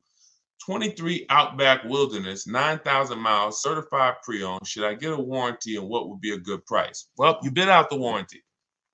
Multiple dealers. You call another Subaru finance manager. Hey, I got this 2023 Subaru Outback. I just got it. What could you give me? Can you give me your price on the warranty? You bid that out too. Now, that's the only way to know a good price. See, any question, what would be a good price? Only bids answer that. Now, if you try to answer it your old way, you'll have no price assurance. That means you don't know it's a good price. You're just hoping. And I'm not hoping. Nobody who's learning from me, no one who I show you in these shows, if you're going to do well, you're not going to hope anymore. Hope is not a strategy. I hope I didn't overpay. I hope that was a good price. I hope I got enough for my old car. I hope I got a good interest rate. You understand? That's actually a little buyer's remorse. And we eliminate that. And the way we eliminate it is through bids. So should you get the warranty? Let's talk about that. So here's an extended warranty question. Uncle Hack from TikTok is asking, should he get the extended warranty on this vehicle? So here's what it comes down to. How expensive, how likely is it that things will go wrong with the car, and how expensive are they when they go wrong? Because all an extended warranty is an insurance product. It's an insurance product, which means you could pay $2,000 and not use it. Just like auto insurance, right? We pay for it every month. Sometimes, most times, if God bless us, we don't use it. There's no accidents. There's no reason for us to use it. So with an extended warranty, you're trying to measure your risk and say, okay, what's the likelihood of me using this? And I got to use it enough to get all my money back and more. So if the warranty costs me $2,000, I don't want to just get $2,000 in value back, because if that's the case, I could have just, not paid for the warranty. So does the car have a high repair cost? You want to go to Google and type in Subaru Outback, the vehicle you got, repair costs.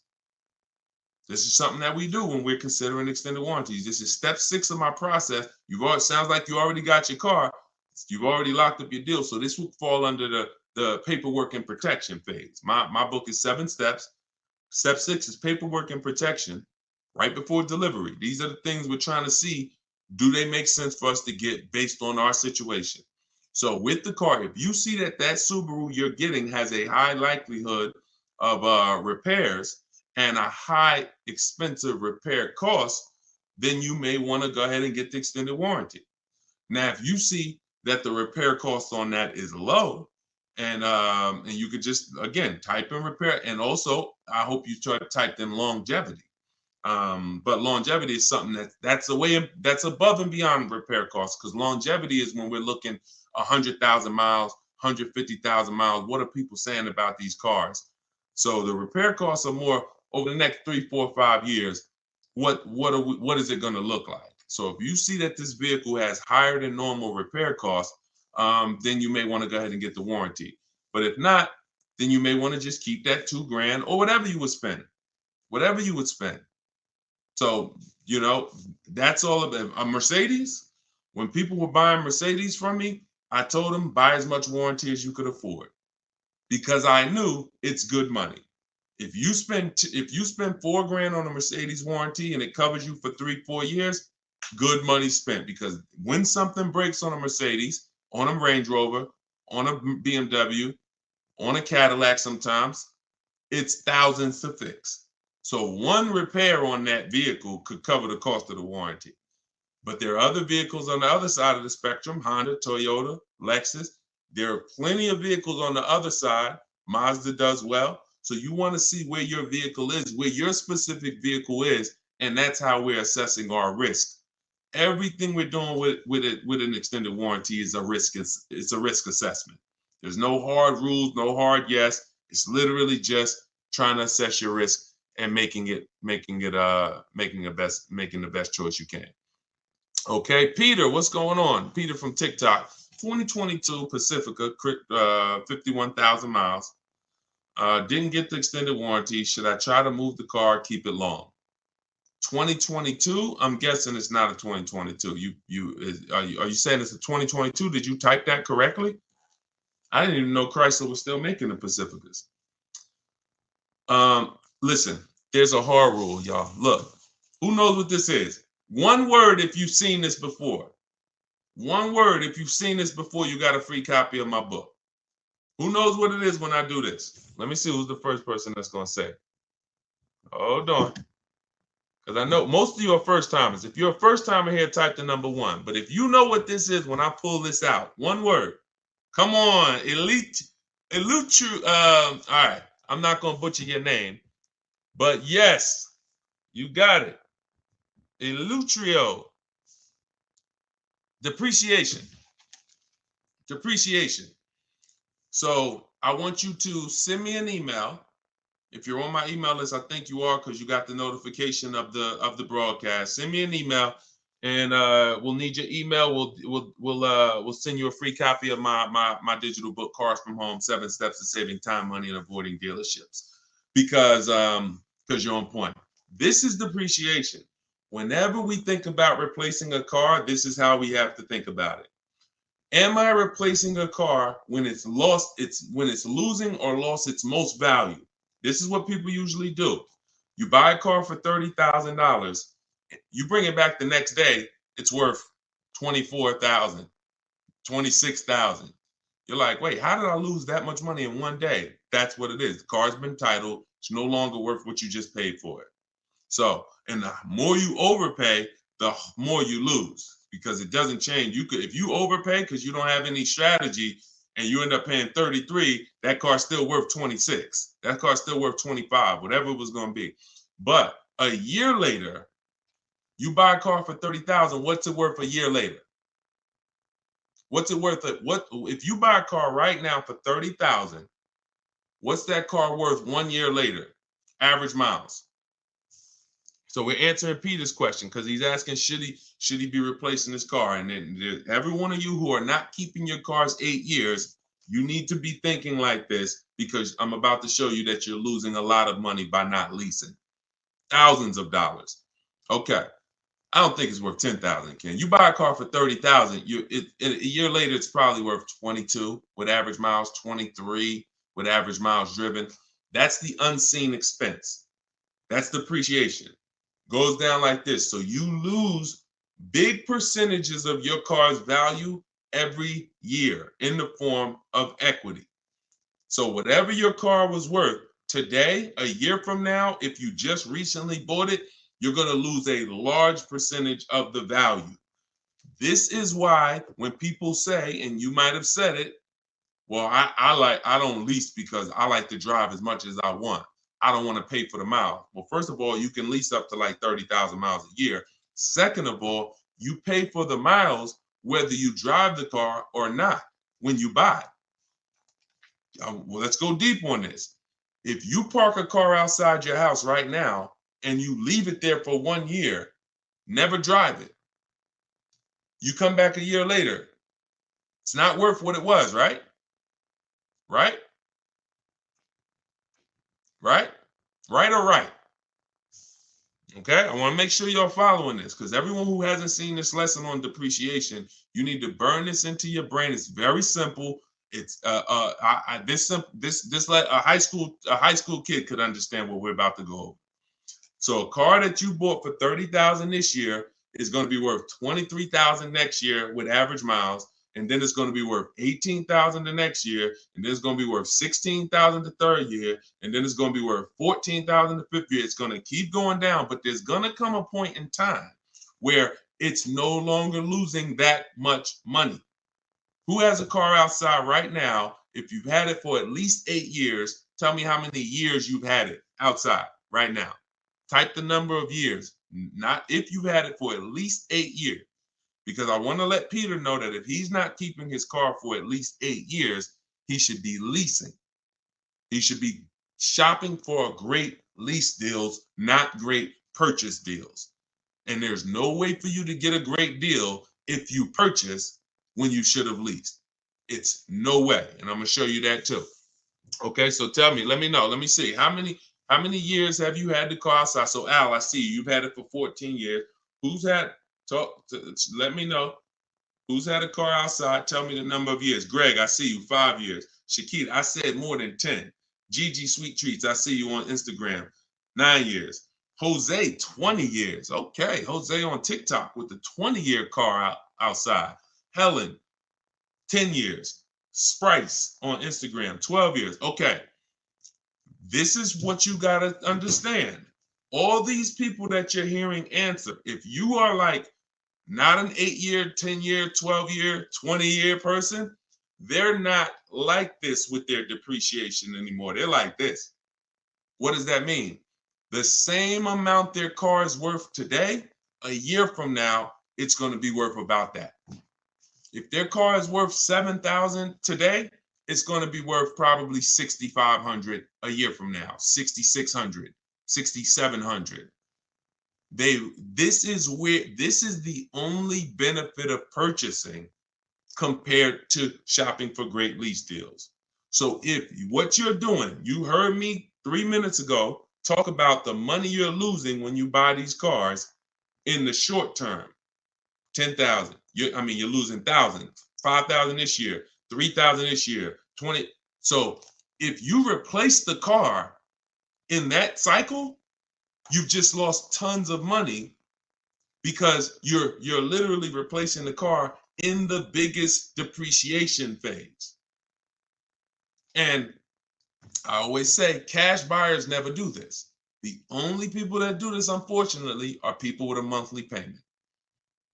Because what you're doing is you haven't clearly see, what I'm showing you is the value of the asset, the value of the car. The value of the car isn't your loan. The amount you pay for it isn't your loan. That isn't the value of the asset. The asset is what's losing value every year. That's why some of you, you high mileage drivers, if you're a high mileage driver, type HM. If you're a high mileage driver, type HM. You'll see that the asset loses, but your loan, you get a regular loan, but here's what you're doing. Because you're driving so much, you're destroying the asset's value. Instead of you losing three grand like the average driver, you put 20,000 miles on your car, you lose 6 grand. Then you lose 6 grand. Then you lose 3 grand. So your car is worthless because you're the asset, but the loan is the same. The loan may be the same as a regular person. So you have to distinguish this. This is what you should be thinking about. And in the 2 year, anytime you get into the mood of replacing a car in 2 years or 3 years or 4 years or 5 years or 6, this is what you should be thinking about. I'm replacing my car. Some people will pay off their car, take a 6-year loan, pay off their car, and then go trade the car in and do it again with another car. Soon as they pay off the car, just go get another 6-year loan, pay it off, replace it. Just vicious cycle of money being thrown away. So you saw the first way to avoid that depreciation cycle. I just laid out with long-term ownership.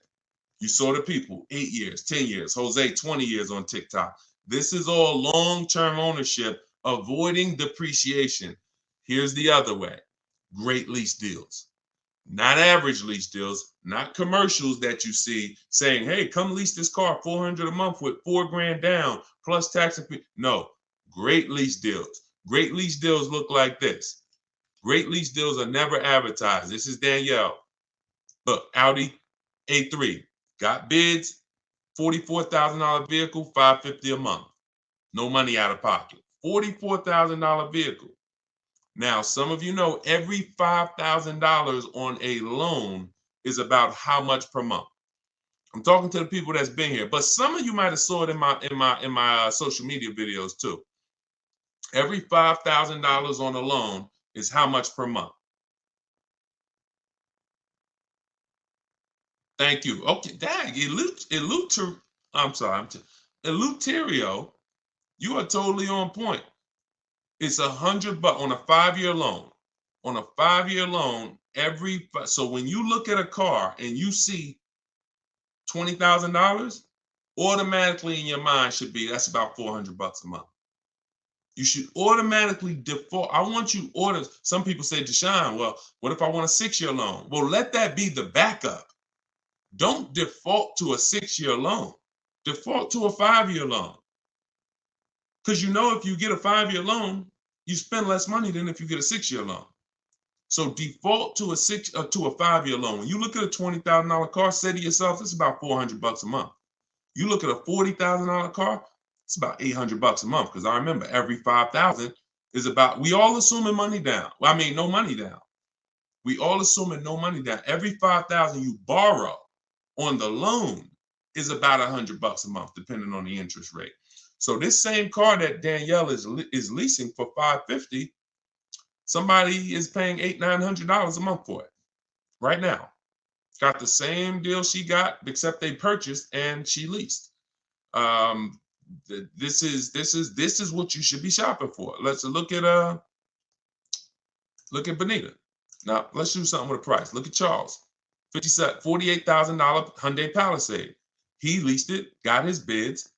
Because I know some of you look and saying, yo, how do you get these deals? These don't look like the commercials. No, we use a different system, a bidding system. That's how we get these deals. When you have 5 dealers competing to get you offered, this is the deals you're going to start getting too. When you go into one dealer and go back and forth, 80% of dealers are overpriced. So you're not going to see these numbers. You got to sit at home and bid and let these dealers come to you. But look, he's paying $597, $48,000 Hyundai Palisade. That same vehicle, no money down, It's rounded up to 50,000. That's almost $1,000 a month for 5 years. Even if somebody took a 6-year loan on it, there's people right now probably watching this. You got a Palisade, no money down. You're paying $900 a month. So this is, look, he's paying $597. So when we start, and I'll share more as we go into more questions. When you look at what I just told y'all, I told y'all this is the danger zone right here. You want to be over here 8 years or more, or you want to be over here shopping for great lease deals. You don't want to be purchasing, owning cars, replacing cars in this period, 2 years, 3 years, 4 years, 5 years. You are losing the most through depreciation. And somebody who's leasing is just really keeping thousands of dollars more in their household, driving better cars than you, because they're not putting the kind of money into a car you're putting in.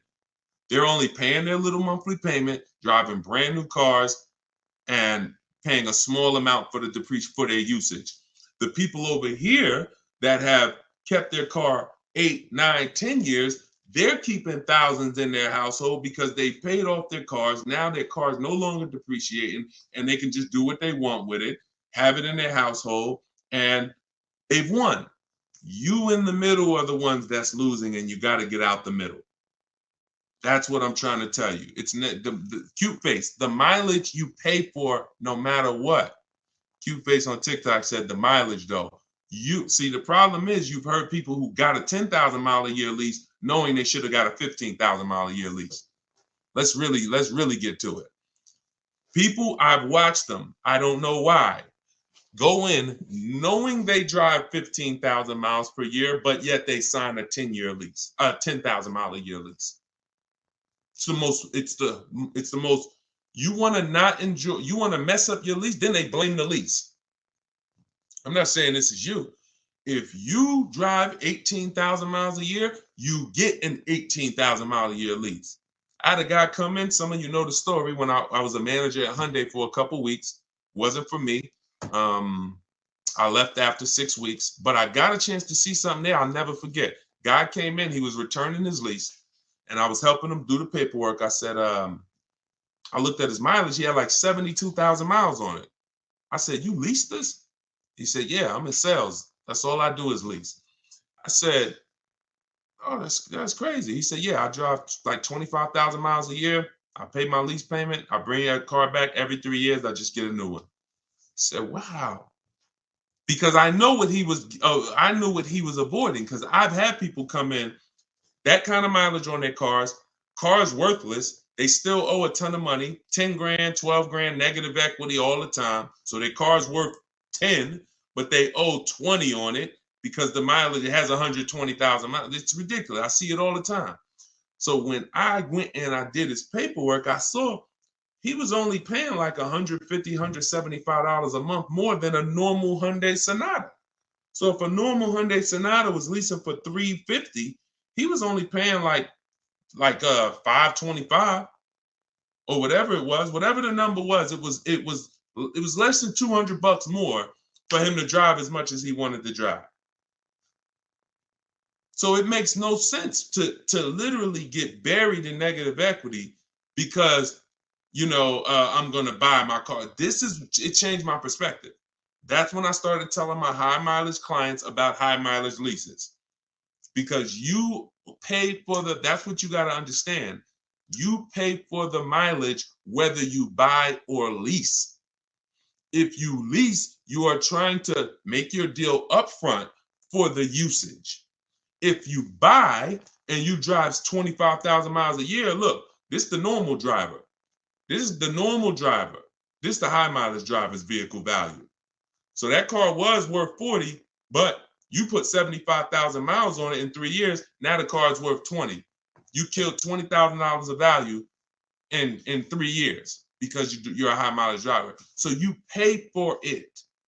That's why I call this the unseen expense. Depreciation is the unseen expense. And those who want to win, you need to account for it. You need to base your vehicle purchases off of it. If you are a short-term person, 3, 4, see, we've heard that term, right? Depreciating asset. What does that mean? The last 10, 15 minutes, I've clearly told you this is what that means. It doesn't mean, oh, it just goes down in value. That means if you are buying an asset that goes down in value, whether you use it or not, and the more you use it, the more it goes down in value, then you need to plan your purchase of it accordingly based on how long you're going to keep it. But I'm also telling you that the depreciating asset eventually stops depreciating a lot. That's the people we talked about 10 minutes ago. 8-year, 10-year, 12-year people. Eventually, the depreciating asset stops depreciating a lot. You want to make sure that is your reward. Come on. If you get value out of this, type dollar signs, because that's gems. If you understand that my only purpose in buying a depreciating asset is to get to a point where it's not depreciating that much anymore, and that is my reward for paying all that money. That's my reward. I paid all that money to own this car, but it's paid off now. Now, here we go. It's not depreciating that much no more. I can keep it. And hopefully, I'm going to keep this thing till one day it doesn't drive. That is the purpose of a purchase. There's no other benefit. Everything else, if you like Deshone, no way I'm keeping the car 8, 10, 12 years. You should be shopping for great lease deals. It's not even a question. Not even a question. All right. We had to go deep on that. So Peter, let that be your guide. Everything I'm teaching you guys, this is in my book, Cars from Home, 7 Steps to Saving Time, Money, and Avoiding Dealerships. It's a digital book. I have a link in the comments for you guys. I have the banner up here so you guys can scan it. If you're watching us on TV, you can scan it and you can get your book for 75% off. It's normally $97, but part of our launch, our welcome offer, everybody, you can get yours for $24, but you only got 30 minutes. Once you visit that site, deshonesbook.com, that timer starts ticking, and once it gets down to 0, price goes back up to $97. So get your book, and yes, YHLDQ. All right, you got a lot of letters in your name on TikTok. Bravo, there you go. Plan properly, execute as such. There we go. There we go, Carla. See, you're getting it. Depreciation is the unseen expense. Yes. I love it. It's clicking. All right, let me go back to Instagram. Let's see if we got any questions on Instagram. Hold on. Type your questions on Instagram. Let me pull another one in from, hold on. Let me pull another one in here. Hold on. Claudia. I bought your book. When calculating offers on your calculator, do you put the initial MSRP or the MSRP with the added fees and the cost? Always the MSRP. Always the real MSRP. I don't care if a dealer has added costs. When we're comparing offers, we are only comparing other, because every dealer doesn't have those fees. So you're trying to you're trying to gauge value. So always use the real MSRP. And y'all know that I share this a lot on the show lately, just so you guys know, because it can be confusing. Whenever you see the MSRP on a window sticker, if you're shopping your lease deals the way we teach you to shop them, this is the total MSRP right here. It's the total MSRP right there. If they have a little addendum over here with some added numbers to it, that's not what we're using to calculate. When we divide our monthly payments into the MSRP, and that's how we get the 1% lease deals, or the because everything we use to calculate great lease deals is based off of the 1% lease deal rule, which has been around probably longer than all of us. The 1% lease deal rule said if your lease payment was 1% of the MSRP with no money down, 12,000 miles per year, you got a steal. So everything we do from that is gauging, 1% and under is a steal. Between 1% and 1.5% is a deal. And above 1.5%, we don't take those. It's 2% lease. Bonita, Charles on his Palisade. My God, some of you saw Kimberly's deal. She got under 1% on her new Maserati, 1.09%. Frina got her Jeep. Look, 0.88%, staying $579 a month, $65,000 MSRP on her Jeep. If they would have went in targeting, hey, yeah, get me here, then they would have lost. If they would have said, man, get me to 1.2%, they would have lost. You get bids, You get 5 offers because 4 are going to be overpriced in most cases. 80% of dealers are overpriced. That's the data we've seen. And then you let the bottom of the market reveal itself to you. Okay? We don't know what we're going to say. We don't know how much money we're going to save off a car. We don't know until we get those bids, and then the bottom reveals itself. So we're never fishing for the bottom. We're getting bids and revealing the bottom. Okay, Rev Michael Dancy, what's up? I'm waiting for the 2025 miles to come in so I can capitalize on the 2024. That's cool if they're still around, for certain. Yeah, but make sure that you compare, because you want to have enough 2024s to get bids. You want to have, a lot of times, if there's a lot of leftovers, then you could do well. If there's not too many leftovers, sometimes the only ones that are left over are the ones with all the equipment. Like whenever we had the leftovers, the ones that were the most popular, they sold quick.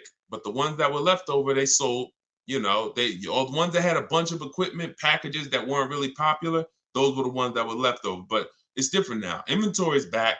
A lot of dealers have tons of inventory now. So that could be a good strategy. But I like the idea of being in the market 3 months before you need a car. And then, being positioned so when a dealership needs a car, a sell desperately, you're the one they call. Because most people, Michael, they're going into dealerships and they need a car today, this week, maybe this month, latest. That's most people. So they're not going to be able to be positioned, unfortunately. That's why I don't want you emergency shopping anymore. I'm talking to everyone. When you're using a bidding system, you're reaching out, you're contacting multiple dealers. I have a system in my book, I call it the 25 to 5. This is for new cars and leases, 25 to 5. So we're creating contact with 25 dealers on their website, telling them what we want. We do this in 20 minutes, literally 20 minutes, because I also have, things you copy and paste in there to make it quicker. But once you do this, now what you're doing is you're seeing who has a car, and then you're sending a template to request a quote, and then we say out of 25 dealers, we're going to get 5 quotes, at least 5 to 7. If we don't like those quotes, we've already told them in our initial email when our deadline is. This is important. This isn't information we hold back. We say, hey, I could buy a car today. Whenever we reach out, we always say, this is built into my template. This is something you want to say. When you reach out today, I could buy a car today. That lets them know you're a serious buyer. But I don't need a car until this day. We call that our no later than day. Why that's important? Because a dealer's mind is about today. So when we say I can buy a car, I can make a deal today, it gets them excited. Oh, I got a serious buyer on my hands. But when we say, hey, but I don't need a car until end of the summer. I don't need a car until winter. I don't need a car until such and such. Now that's a takeaway. That's a psychological takeaway. So it makes them want the business more, but they know, okay, I got all these people in my showroom now. Let me handle them. But this guy, Charles, this guy, Michael, this woman, Medina, I know she's a real buyer. So I'm going to search and see what I got coming. Maybe I got a car coming in 6 weeks. Hey, Medina, I got this car coming in 6 weeks. It'll be here by the end of next month. Are you open to that if I were? Absolutely. So you have more inventory to shop from than a person today. So if you have a car and you need a car this week, understandable. I have the best bidding system in the world. My book will walk you through it step by step to get below market deals quickly. I don't really trust you to go out and get a great below market deal using no strategy if you have to get a car in a matter of days. But if you have time, time is a luxury. Time is an asset. Time is something you should be shopping 3 months before you need a car, because deals change every month. Every month programs change. Used cars, pricing trends change. You can see the prices go down. You can see them go up. There's advantages to having time. You could also, when we shop for used cars, our best deals aren't when we go to the marketplaces, Auto Trader, Car Gurus, all of these marketplaces we shop on. They're not there. We look at the market and we create accounts. Why? Because once we put in what we're searching for, we get alerts of new inventory. Watch this. I can't teach you. You can't get a below market deal. Dad, y'all running the lights up on TikTok. Shout out to the people tapping the screen. See y'all. Appreciate y'all. You can't get the first step to getting a below market deal is you got to know what the market is. Because most people are paying market value or above. That's a $3,000 to $5,000 price increase. $3,000 to $5,000 from average market value to above market value. That's what most people are paying with no strategy. Because if everyone was getting below market deals, they wouldn't be below market deals. They'd be average deals. So now the people with strategy that I'm teaching you, the stuff that you're learning, you need to see those above market offers so that you know you're paying below market. Okay? So with a used car, I need to see the low side of the used car market on all these marketplaces. I need to have alerts on so that every single car that pops up, soon as it hits the marketplace, I get a notification of it. Because no one else is going to know the market on this car like you will. Once I walk you through this, once you follow these simple steps and not just winging it, you look at the market. We always sort from lowest to highest price. This is what I did with my Infinity truck I bought a little while ago. And I saw what the lowest prices was, and then I turned on the alerts. So I turned on the alerts. But I saw when I got mine, I didn't need to wait for the alerts because I saw a deal so good, I just jumped on it because I saw it literally in 48 hours. I narrowed it down to my top 4, and it was one deal that was so good. So, but it's a multi-step process. But so here's what, so the point is, new cars and leases, we see below market. The only way to get below market prices is to have 4 or 5 or 6 higher offers. That means you know you got the below market because I had 4 or 5 or 6 higher offers than the one I accepted. On a used car, I need to see other used cars that are priced $2,000, $3,000, $4,000, $5,000, $6,000 more than the one I ended up getting. Because that's the way it is all the time. And as long as you hold to these rules, you'll understand this is my target. Okay? You only do this once. Once you learn this process, y'all, it's rinse and repeat too. It's harder the first time because this is not my first time. I didn't even know I needed a strategy to shop for a car. But now you see, if I want to save thousands of dollars, get below market deals, I need a strategy. But once you do it, this thing, that's why I can do it in my sleep because I've done this 10, 15 times for myself. I've done it for other people, and I've taught a lot of people to do it. Trust me when I tell you, this is not rocket science right here. Tiffany got my book, and she wrote me, she just saved $6,300, $6,500 off her 2024 Mazda she just got. So, but it's a mindset. Bigger than the techniques. Let's get back to the questions. But bigger than the questions is your mindset set up and focused on below market deals and bids? That's, if I had to narrow it down to 2 things, below market deals and bids. And I throw one more in there. Well, which is really bids. Don't talk numbers in the dealership. Everything happens at home. All right. Let's go. Let's go back to the questions.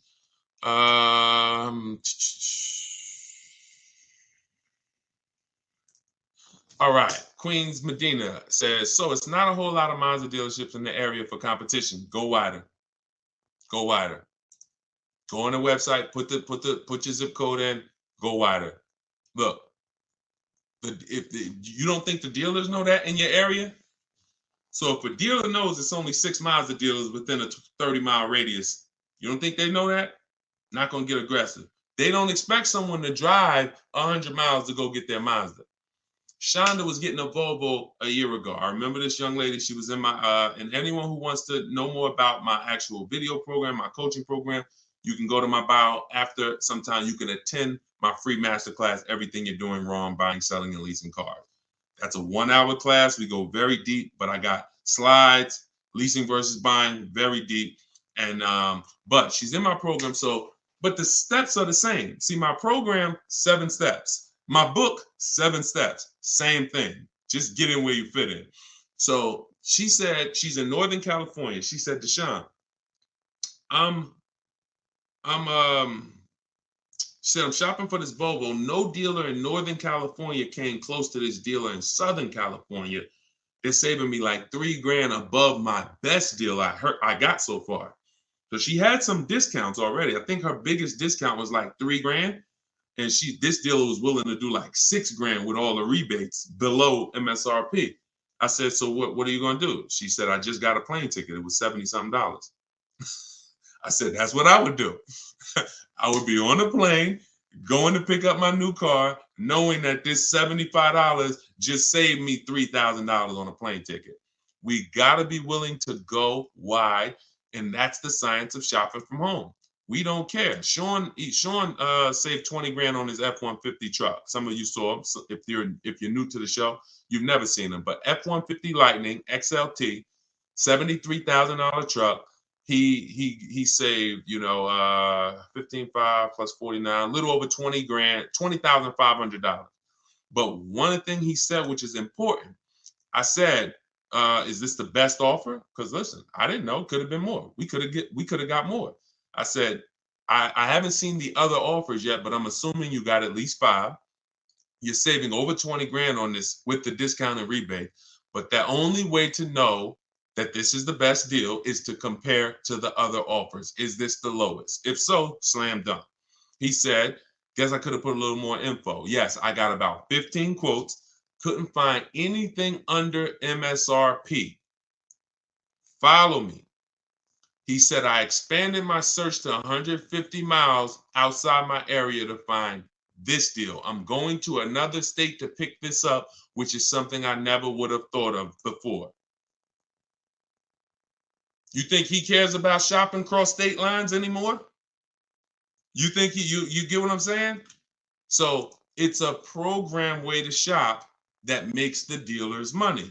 And in order for you to save all the money, you now have to step out of that program and let everybody else run that old way. Let everybody else go in and go back and forth with one dealer and think they won. Let everybody else do that. You are going to break away from that, and you're going to sit at your house, and you're going to use a computer or phone, and you're going to have these dealers bidding, and you're going to see the most money you've ever saved in your life, and you're going to have price assurance, guarantees. I always say, if I ask you when you get your car, hey, bet me $500 I can't get a better price than you just got right now. Most of you would say no, but Sean would say, man, bet me. Let's go. If you find a truck more than what I just got, anyone who's using a bid, when you get your bids and that's the deal you accept, Tiffany, when she just got her Mazda, she got bids. If I was to bet her, she said, yeah, I'll take that bet. Because I know I saw a lot of offers. I know I did 25 dealers. I know you ain't going to find something better than what I got. And that's what I like. That's what I want for you. Okay? So forget about your area, Queen Medina. Just bought your book. Awesome. True Southern Girl on YouTube. Enjoy it. Use it. And everybody do like what Tiffany did. When you get your deals, write me, email me, so that we can bring them onto the show. Okay?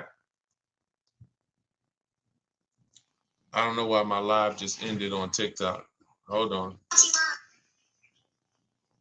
Why did my live just end out of nowhere on TikTok? Hold on. Let's get TikTok back.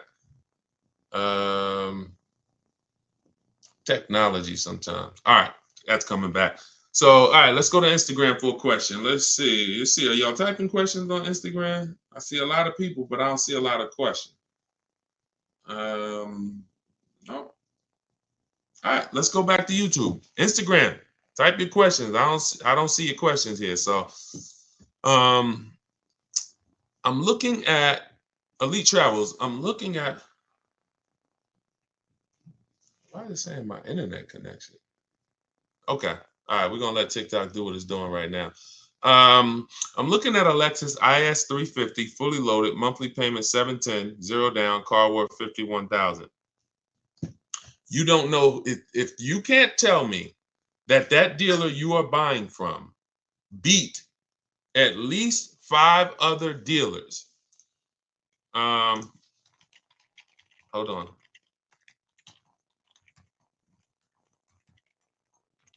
Hold on 1 second.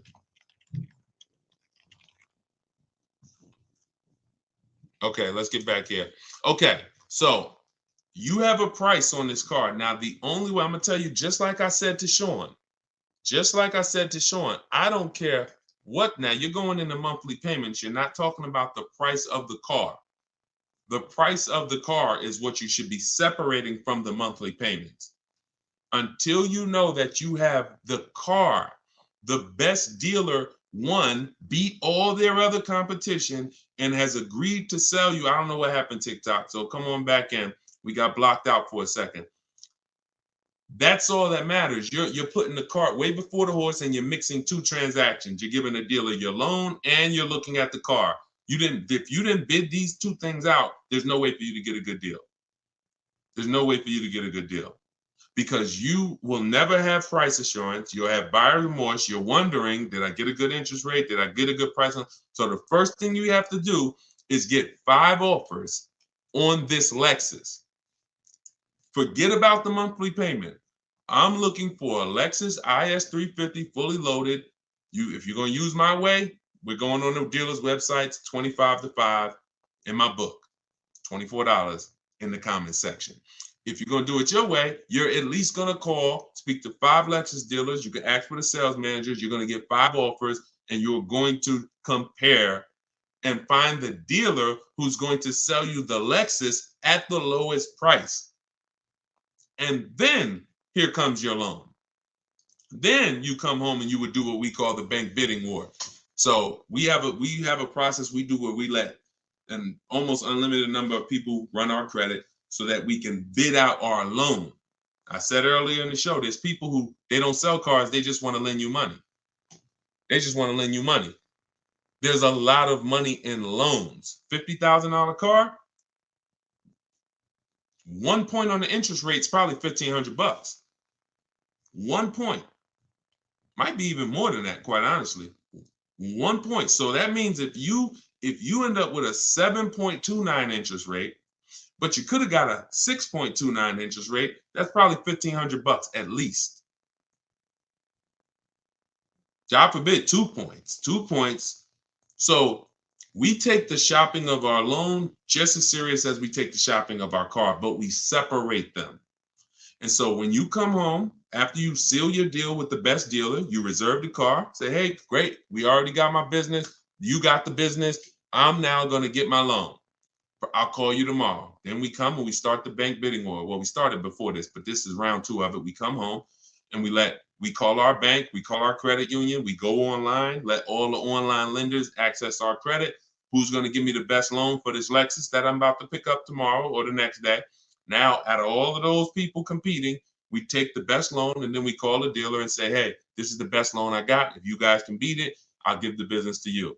That's the bank bidding war because the dealer has another 5, 7, 10, 15 bank that he gives a lot of business to every month that he wants to see if he can beat that and earn your business on the loan. You want people fighting for your business. Everything is a fight. Everything is a fight. So that's what you want. All right.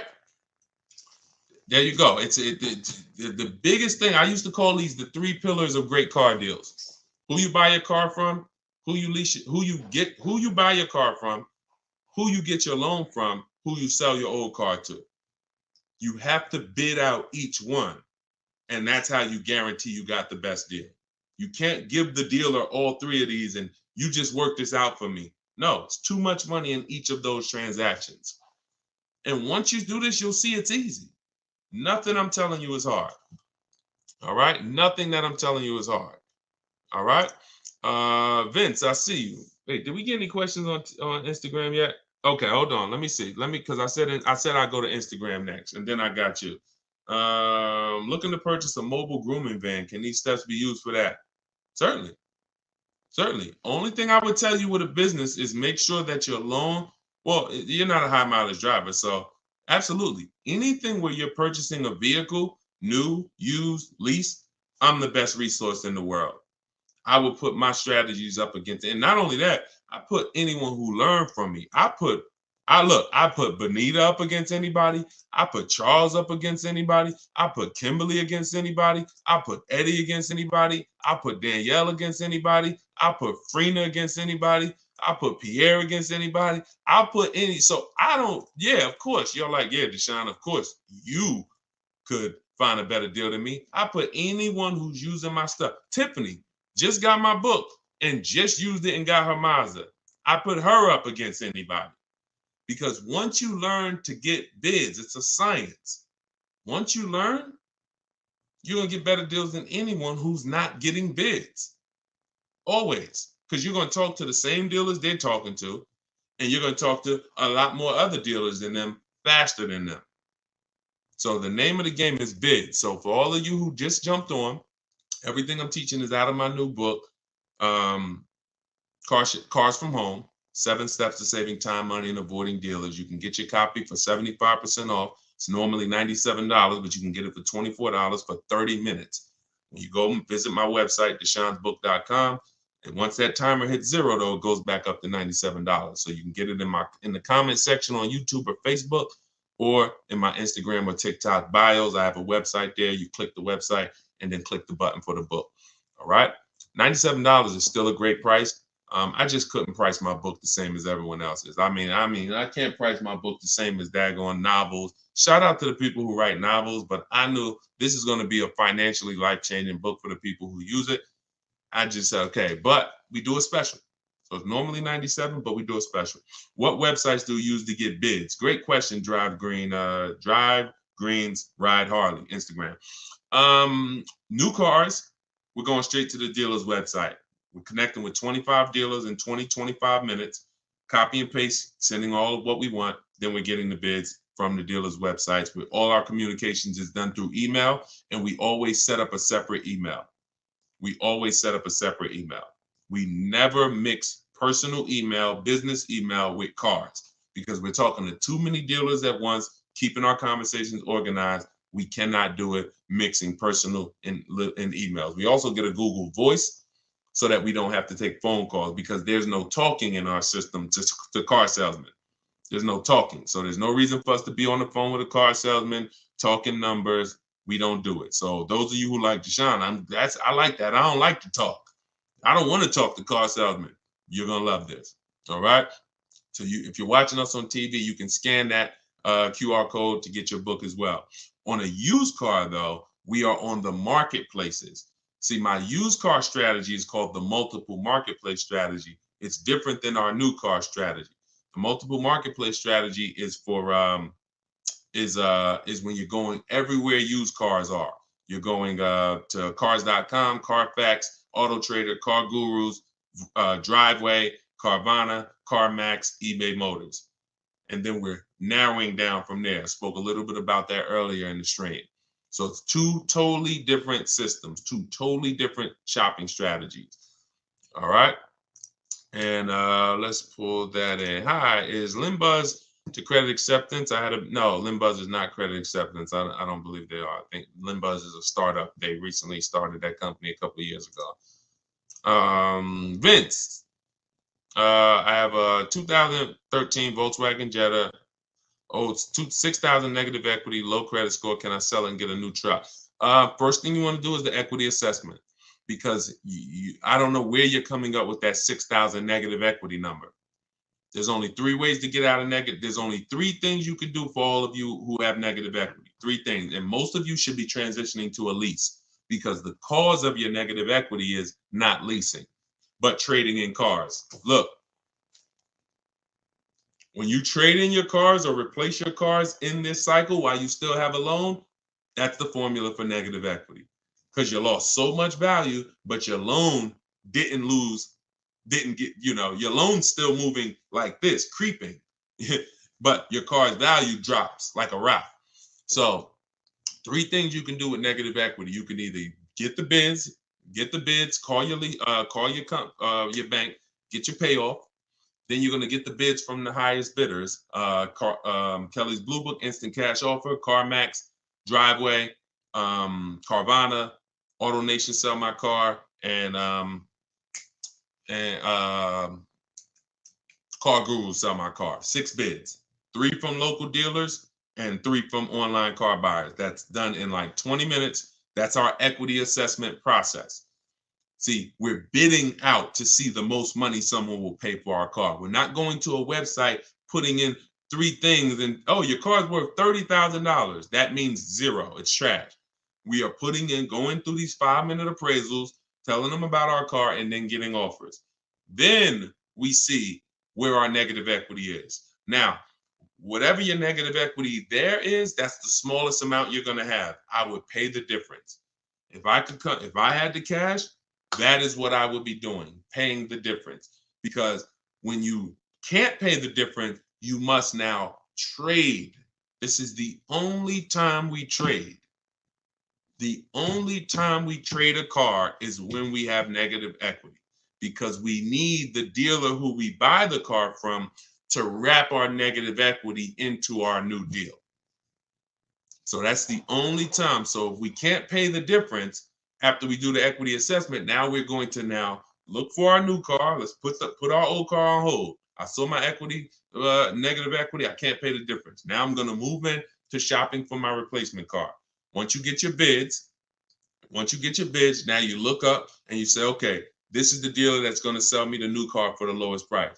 Now, once you find that, now you're bringing your car over and you're asking them, hey, what could you guys pay me for this? I'm going to add this car to the deal, or have them look at the car, because now don't expect them. You're going to have a higher amount of negative equity, because they're not going to be able to beat the highest offer. If CarMax was the highest offer, they were paying you 20 grand. The dealer who wins your business is not going to pay you 20 grand. It's not worth that to them. They might give you 17. They might give you 18. So don't say, oh, well, CarMax was going to give me this. That's why I told you step 1 is to pay the difference, because those are the highest offers we're going to get. Then if you can't, you bring your car over. But if you have too much negative equity, you're going to have to, you can't do that deal. You can't slap 10 grand of negative equity on a $30,000 car. The bank won't approve it. It's something called loan to value ratios. So when the bank sees, okay, this car is worth 30,000, they're buying, but they're asking us to lend them 40,000. Why? We're not going to do that. You can have a 900 credit score. That's why I call negative equity the bad credit for people with good credit. Because too much negative equity, you'll leave with no car. The bank can't do it unless you put money down.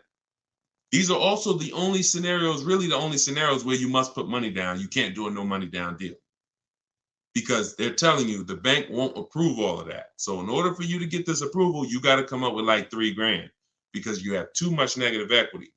But you still need to bid out who you're getting the car from, because if you bid out, now pay attention here, very important. When you get bids on who you're getting the car from, you never know if that car has rebates on it. You never know if you're going to get how much of a below market deal you're going to get. And the more below market deals you get, the more room you have to bring negative equity over. See, if someone's buying a $40,000 car, but they got it for 35, let's use Tiffany, for example. Let's use Tiffany.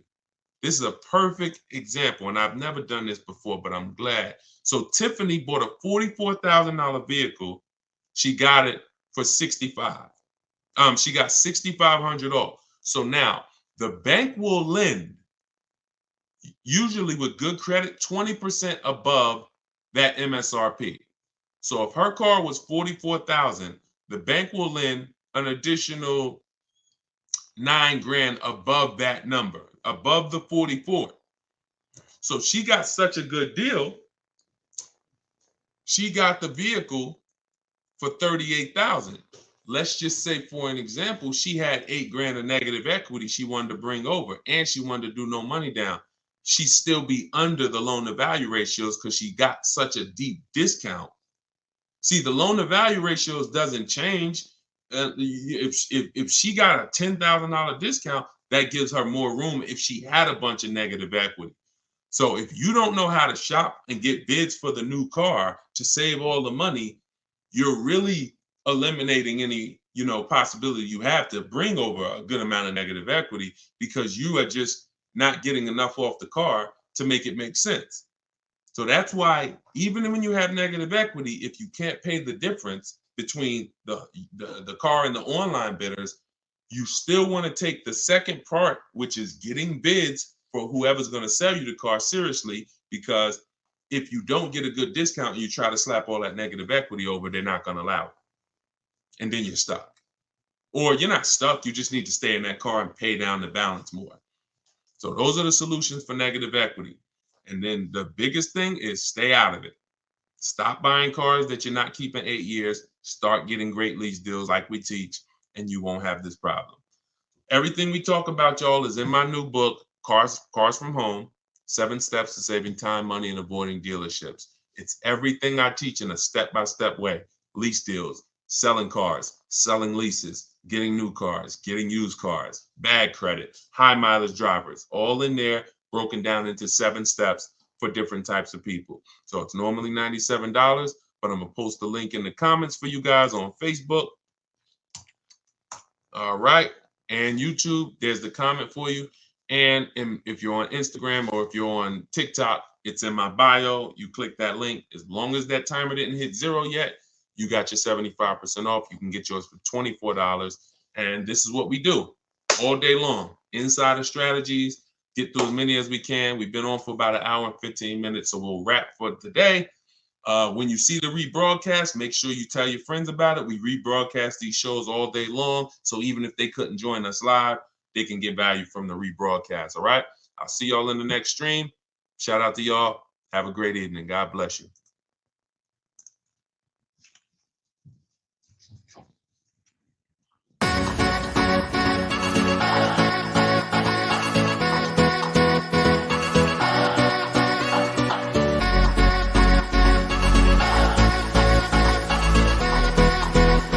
The worst possible thing you could say when you walk into a car dealership. I spent 5 years with Mercedes-Benz, 5 with General Motors, and the worst thing a person could say when they walk in is, if you could just get me to this payment, we got a deal. So your loan's probably still like 19, which means you got to pay to get out. You're upside down. It's called negative equity.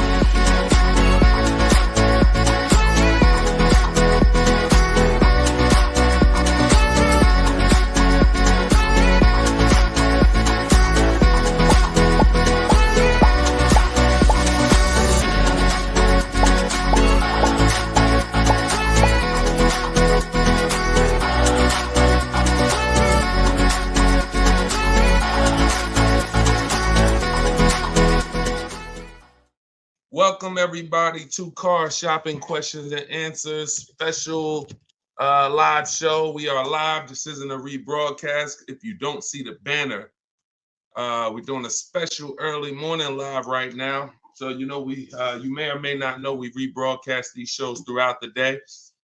I'm your host Deshone, publicly known as Deshone the Auto Advisor. Spent 14 years in the car business. Now what I do is help everyone willing to listen, learn the science of car shopping from home, and how to stop negotiating and start making dealers and banks bid for your business.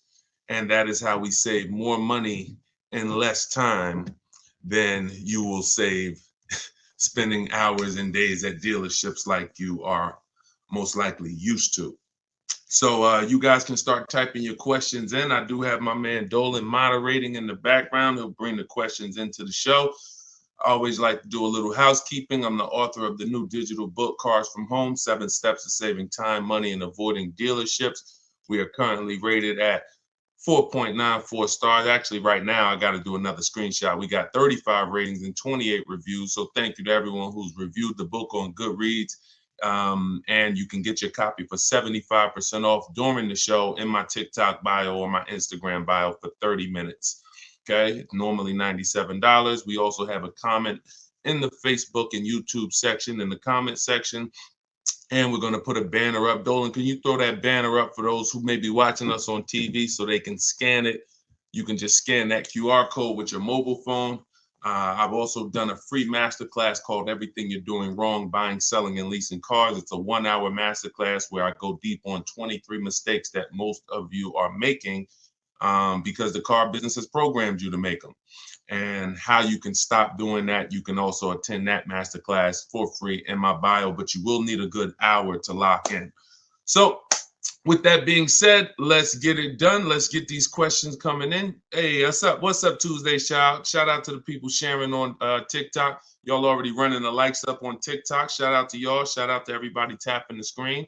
And let me get Instagram up. I like to see Instagram up too. There we go. All right. I see you, Jake Neer. I just tore your name up. Forgive me. We're going to bring that question in. Dolan, we just got somebody on Instagram. So whenever you get yep. All right. I see we're good. Hold on. Let me turn that down. Butterfly Wings on Instagram. How do you negotiate a lease online? Great question. So you want to figure out what you want first. Go test drive it. I always say with a lease, you want 3 options. Because using what I'm about to tell you, you're going to get great prices. You'll get below market prices, but it doesn't mean the lease program's good. The only way the lease program's good is if all of the offers you get, if the best one comes at least below 1.5. Now, depending on what car you're looking at, the best offer you get might come at 1.3, might come at 1.1, might come under 1%, but you must get at least 5 offers because 80% of dealers are overpriced. So you're going to figure out what you want. Then you're going to go to the dealer's websites. I mean, if you're going to do it my way is using the dealer's websites because I don't like to use any third-party sites where they're selling our information. So we're going to go direct to the dealer's websites. Then we're going to tell them what we want online. And then we're going to have conversations by email. But you must set up a separate email. If you try to do this with your personal email or your work email, it's not going to work because you're going to have too many dealers emailing you. So you want a separate email. This is all in my book. I'm telling you what I call my 25-to-5 system. We reach out to 25 dealers online, and we're going to get 5 quotes from those 25. One of those quotes is going to beat everybody else. So it's a numbers game.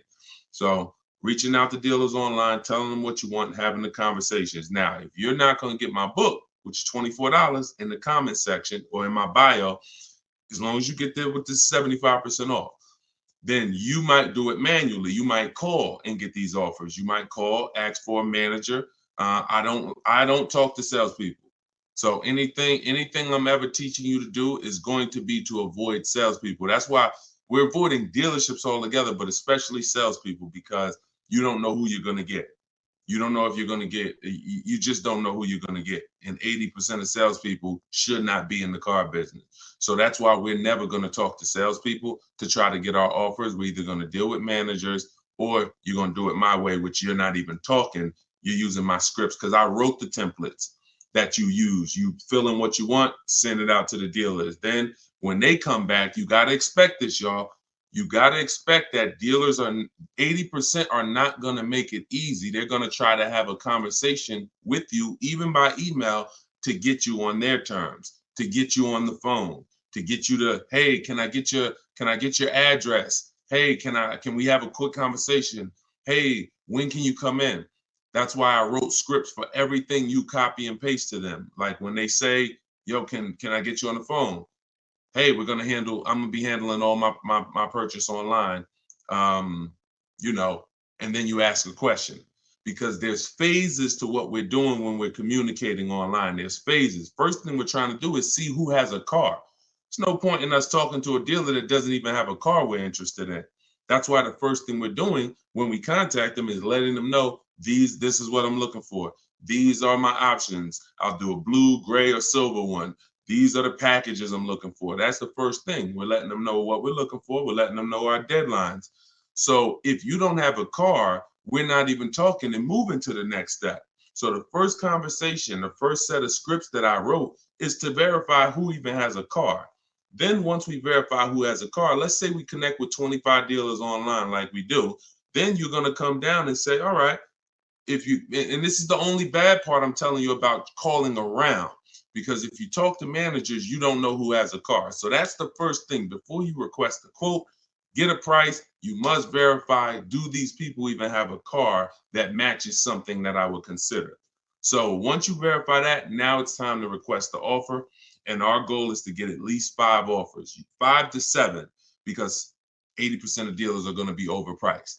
And you need to reveal that to yourself. When you start seeing these offers, how am I looking at the same car? One person is $20,000, another person $23,000, another person $25,000. That's the way it works. You know, Tuesday shout, this information is priceless. I appreciate you. That's what we do. And we only do it for the people who are locked in. A couple of you are locked in, and that's who you are, who I'm here for. So so that's what you want. You could either do it manually or you could do it my way using emails. It's up to you. But I didn't want you talking, because I know the more you talk, the more you're going to mess up the deal. No offense, I wouldn't talk. I'm a great negotiator. I wouldn't talk. The more I talk, the more I'm messing up the deal. The more I give up, we don't want to be in a verbal battle. Because again, we're not negotiating traditionally anymore. We're not doing what's called one-to-one negotiations, where you're sitting down with one person looking to get a deal. We're doing what's called one-to-many negotiations, which is how you save the most money, because when other people know you are shopping multiple offers, they're kind of negotiating against each other versus negotiating with just you. So, all right, that's how you got to do it if you want to do it quick and save all the money. Okay, go ahead, Dolan, shoot the next one in. We are live. I know y'all are not used to seeing us live this time. Whenever you don't see the banner above me that tells you the times we're live, that means we're live. So we're just doing a special early morning here on the East Coast live. But you know, we do broadcast these shows throughout the day, so you can be seeing this at any time. And we found that a lot of people get value out of the live show or the rebroadcast, because the people who are live with us are actually asking the same questions that people would be asking, you know, whether they're watching the rebroadcast. Okay, this is from Instagram. My lease is ending in October. I received a text from my dealer that they have great deals available. Absolutely. Should I even explore those offers at this point, or wait until my lease ends? That's a great question. Would you ever get a text that said, we have bad deals right now? No, right? The only text you're going to look, who's getting calls right now from dealers, just so we can let this young man I can't tell by your name, just so we can let this person know that it's not just them. Who's getting texts, emails, phone calls right now? We have great deals right now from the dealer who sold them their car. Type me if you are getting those calls or texts. All right. Look. Look, on all the platforms, we got people typing me. So you understand, it's not just you. These are automated things. Even when they call you and say, hey, look, look, everybody. Even when they call you and say, hey, your 2019 Subaru Impreza, that red one you got. Matter of fact, you could have the most one-off color. You know that lime green Subaru Impreza you got? I got somebody looking for that exact car. This is all automated stuff. This is all templates. That's the reason why we use templates. That's the reason why I want you to use templates. The templates in my book. You know, because this is copy and paste. Hey, Jim, the deals are great right now. Hey, Jane, we could get you out of your lease early. You know, if we could just have a short conversation. So before you even think about anything, I need you to never fall for that. Never think this is an isolated thing for me. This is a template that goes out to thousands of people, and my name and information is filled in, even when you get letters to your house. So now we don't want to emotionally react to anything when it comes to car dealer marketing, because it works very well. It works on the public very well. That's why the showrooms are packed at the end of the month, at the end of the year. That's why it's marketing. It has nothing to do with getting great deals. Now, what you should be doing is controlling your deal. First thing you're going to do is decide whether you're leasing or buying again. If you're not buying your car to keep it 8 years to beat depreciation, then you should not be buying. You should be leasing. So if you're already in a lease and things haven't changed, like me and my wife, we went from leasing. We leased our last five cars. And then, you know, I noticed my wife kept getting the same color vehicle. I said, look, do you really want a new vehicle every couple of years? She said, I could keep a vehicle 8 years. So we ended up buying something. So once we decide we're long-term, we're going to beat depreciation, that's the purchase route. Now, if we're not, we're leasing. So once we are shopping for, once we decide that's step one in my process. See, I want you guys to get familiar with shopping with a process versus just winging it. Step one is leasing versus buying, because if that's the foundation of your car deals, if you structure your deal incorrectly and you purchase what you should have leased, there's no way for you to get a great deal. You're going to overspend by thousands of dollars. Doesn't matter. Okay? Doesn't matter. So now, once we move past that, we need to do an equity assessment. We need to see, can I get out of this lease early, or am I going to wait until the end? That's the simple answer you're looking for. Now, there's three types of equity assessments. There's equity assessments for people who have leases that they need to see if there's any money in them. There's equity assessments for people who have vehicles they own or finance. And then there's equity assessments for people who have third-party restrictions on their leases. There's three different routes depending on what situation you're in, but it doesn't change the fact you're getting bids for the vehicle you have. That is the name of the game, getting bids for the vehicle you have. So you're going to call your bank. In your case, I'm going to tell you how to do the lease equity assessment because you don't own this vehicle. So somebody else on here, if you want to ask a question about, okay, Deshone, well, I need to replace my car, but I own it, or I'm financing it, then you can ask that question. But in your case, what you're going to do is call your leasing company, get your payoff, and then you're going to ask them, do I have a third-party restriction? Now, if they say, no, you don't have a third-party restriction, great. You're going to simply go to get the 6 bids from these 6 companies, CarMax, Driveway, Carvana, Kelly's Blue Book Instant Cash Offer. The Kelly's Blue Book Instant Cash Offer tool, where they connect you with a local dealer who makes you a cash offer. And AutoNation, Sell My Car, and Car Guru, Sell My Car. The last 3 connect you with a local dealer to get a bid. The first 3 are online car buyers. These are the most savvy car buyers. They cut checks instantly. This isn't like listing your car privately. This is like, hey, I come in, I see you do an inspection, I leave with a check. So these are the bidders right here. So this takes 20 minutes. When you go on these websites, you're going to see a question that says, is your vehicle owned, leased, or financed? You want to put owned. You want to put owned. So if you don't have a third-party restriction, you simply reserve the right to sell to the highest bidder, but you're going to need to now put that offer on hold, and then you begin shopping for your replacement car. But only if you have equity. If you don't have equity, then you're going to wait. If you see that your payoff is 18 and your highest offer is 17, you don't have equity. You're just going to wait until you got about 1 month left on your lease, and then you'll start shopping. Once you pay your last payment, you can start shopping because you can always extend the lease for free. I like to have at least 3 months to shop. I like to have at least 3 months to shop. I want to see the offers for 3 months. I want to see if the offers are phenomenal first month, I'll take it. If my lease is up and the offers weren't good the first month, then I'll extend the lease for free for a month. So I'm going to give myself 2 to 3 months. So as soon as you make your last payment, that's when I will begin shopping if you don't have equity in the lease. Now, if you have a third-party restriction, you're going to follow that same process I just told you, except you're going to end up selling to a used car manager at a dealership that makes the same brand as you. Give you an example. If you have a third-party restriction on a BMW, you can only sell to a BMW dealer. You can't. And some people buy the car and resell it. I don't like doing that because you pay taxes and fees when you do that.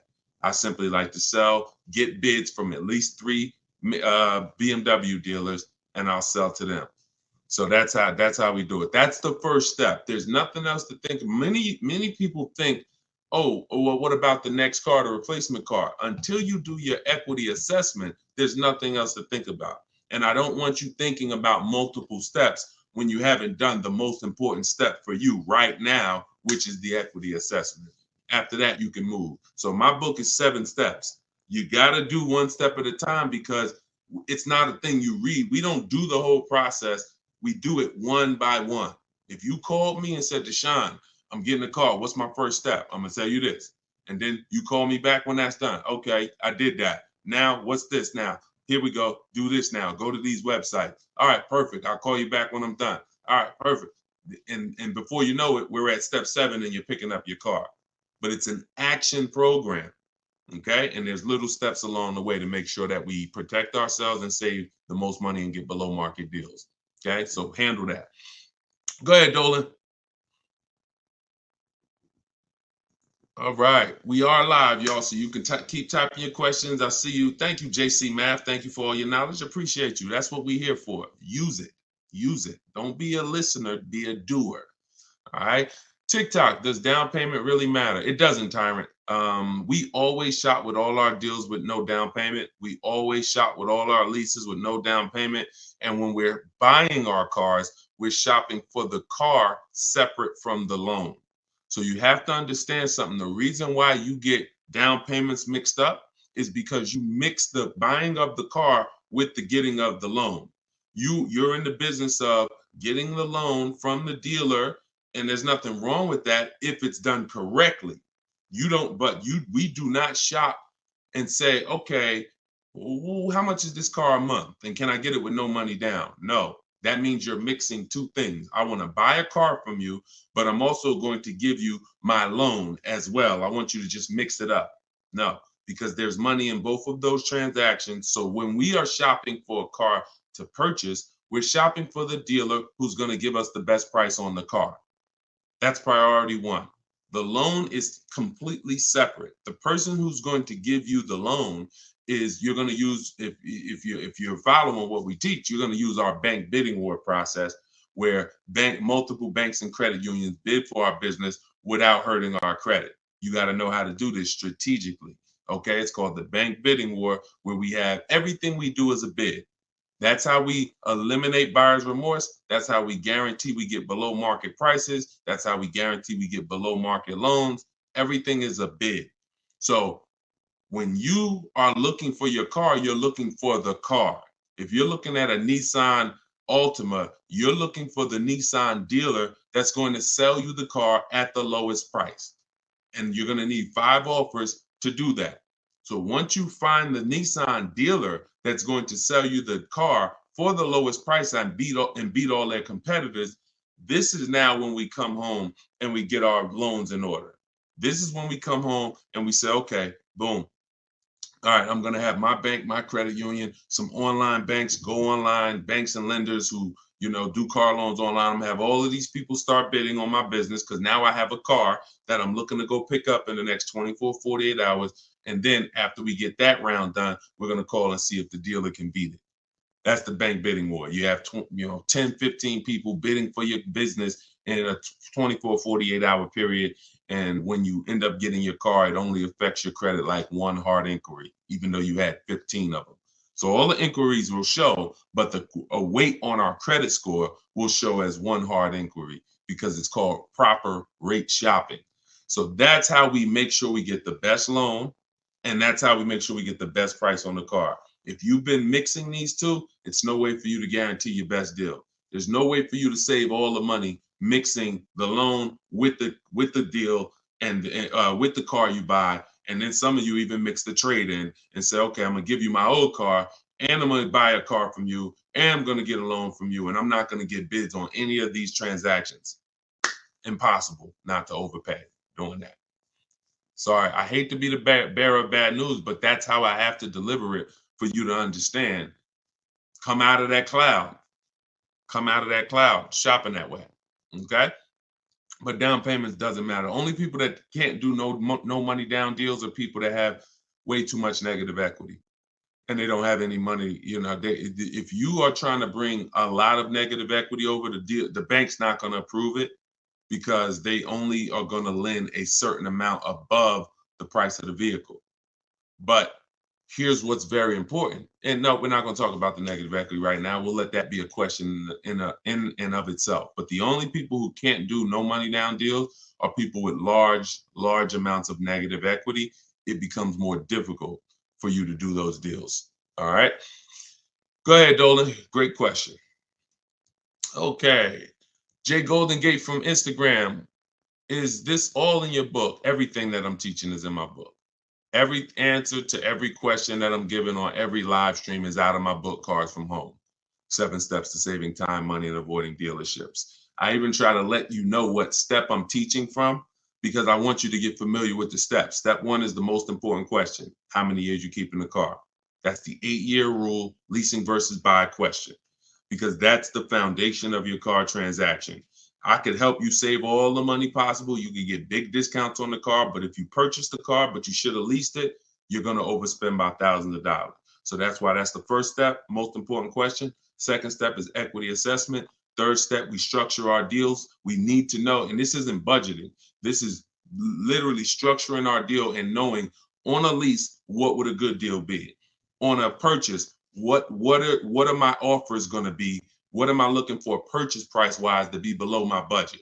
That's deal structure. Then we're moving to shopping, not buying. This is where we choose our car, do a little research, 5-10 minute research to make sure the car we're looking at is not a problem car, doesn't have bad reliability ratings, doesn't have bad longevity ratings, doesn't have bad initial quality rating.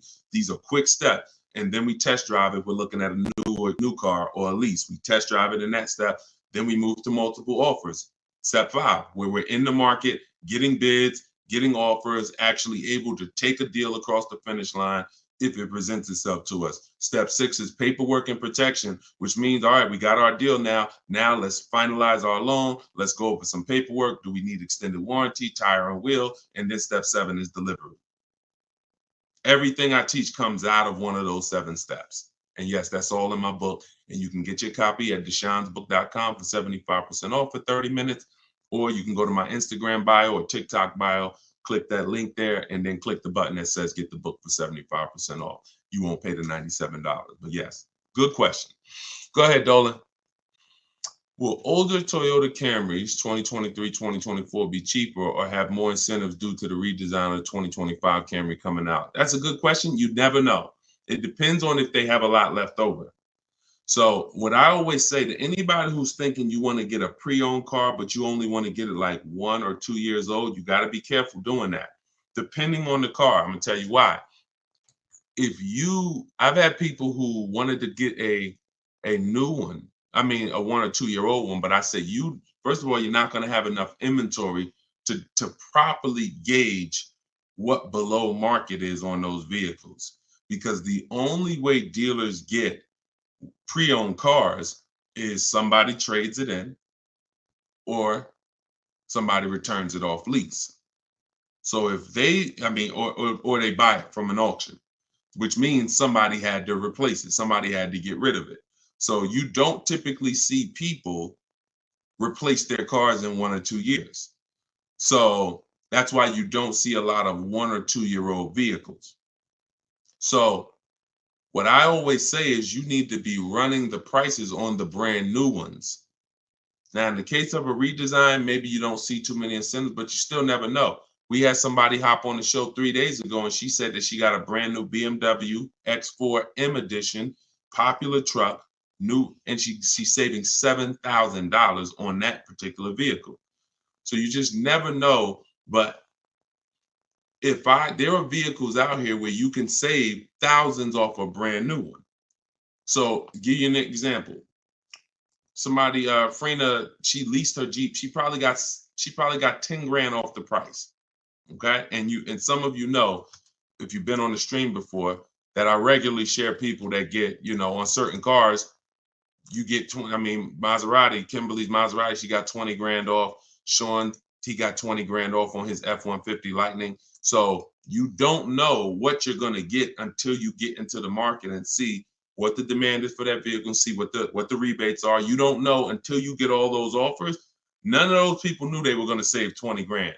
No one knew they were going to save 10 grand, 7 grand. They only get in and then they get the offers and they see this is their best deal. So if I end up being able to save 7 grand off a new one, then what should I pay for a 1-year-old one? That's the point. If the new market, if I don't have enough inventory to compare the 1-year-old ones, because you're not, then I can only compare it to the new market. So and if you do it my way, it takes 60 to 90 minutes to get all these offers. Before one trip to the grocery store, sitting down at your computer doing it my way, you'll be able to see what the market is for any vehicle. And when you really get quick, you'll be able to do it in like 45 minutes, copying and pasting. So once you see that, if the new market for the car is $7,000 off, how much should I pay for a 1-year-old one? Well, it better be at least 10, maybe 11, because a brand new one is $7,000 off. Now, opposite is true. If I could only get $2,000 off sticker, that's my best offer.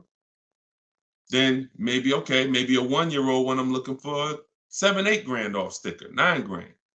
So you got to know what the new market is, because the worst mistake you could make is to get a 1 or 2-year-old pre-owned car that has a heavily discounted new car market that has $5,000 rebates on the new car.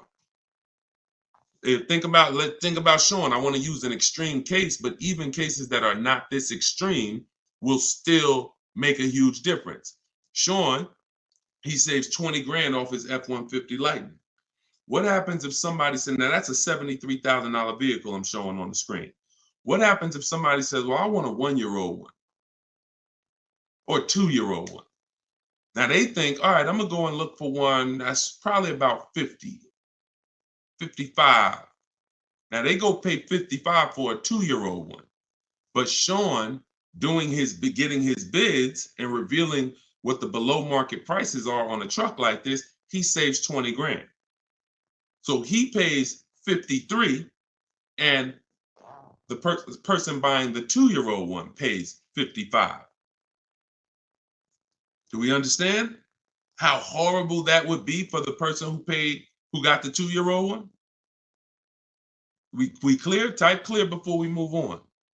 This is only for recent cars. This is only for 1 or 2-year-old. If you're going 3-year-old, there's typically enough cars for you to compare prices.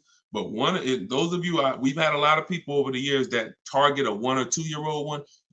I would tell you, shop the new car market, because that's going to give you the parameters you need to know what a deal should be on a 1 or 2-year-old one.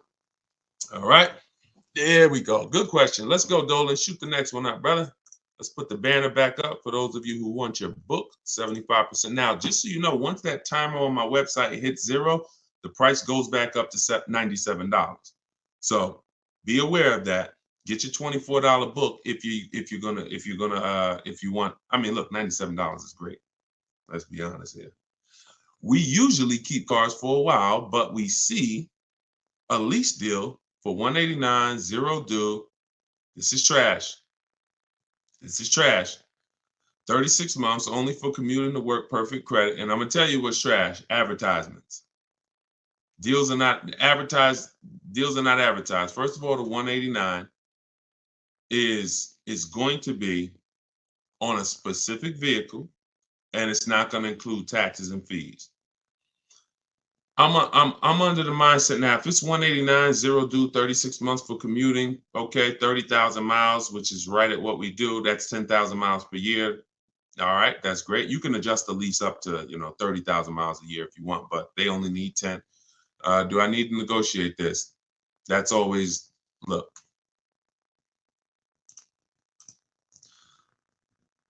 I'm gonna tell you this.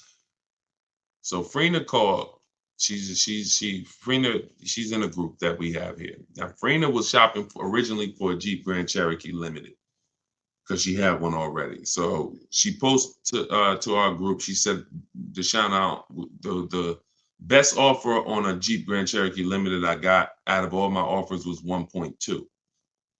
I said, that's still good. She said, yeah, but she said, but the dealer is saying that they have another model that they could do better on. They said they could probably get me to 1% on that. I said, okay, you need to shop that offer again. You need to shop, you need to get bids on whatever model they're saying, because what happens if that model has different incentives, a better lease program, and you're just taking them for face value? Just because they're the best on this car doesn't mean they're the best on this other one. She said, okay. So and we do this in minutes. So she got her 5 offers. She got her 5 offers on the new one. She ended up getting the best deal I've seen in 3 years. 0.88% lease. So I don't know for a fact, to answer your question, if they're going to once they add the taxes and the fees to the deal, I don't know where it's going to be. But here's what I do know. Great deals are not advertised. So deals where dealers are like, I don't really want to do that. It's tight. Like they didn't love doing that deal for Freener. They just did it because they wanted to move a car.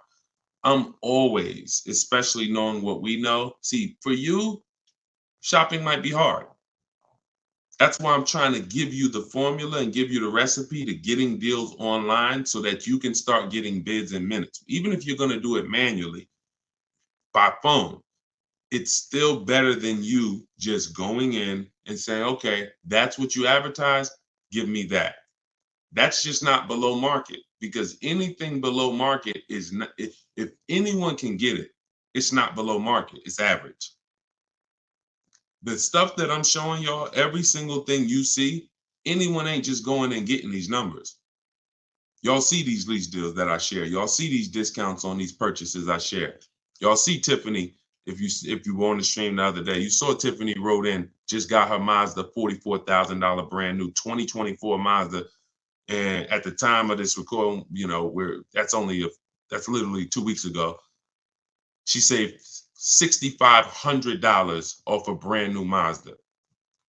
These are not deals people are getting. These are below market deals. So it's really your personal preference. If you want to be lazy with it, go in and try to fight for that advertisement. If you want to know for a fact you got the best deal on that particular vehicle, you sit at home and you get bids from at least 5 dealers, because 80% are overpriced. So it's your choice. I'm always doing it. This takes 45 minutes to do. By the time you get home, like whatever car this is, let's just say it's a Toyota Corolla, whatever car it is, by the time he goes, visits the dealer and comes home, I would have done the process to get offers, to get at least 5 offers on that same vehicle. That's how quick this is. Go ahead, Dolan. All right. What's up, Paul? YouTube. Have you ever heard a dealership tell you that you have too many cars when trying to get a loan from a dealership? I currently have 6 cars and they stated I should trade in at least 2 to 3 vehicles. Absolutely. Absolutely.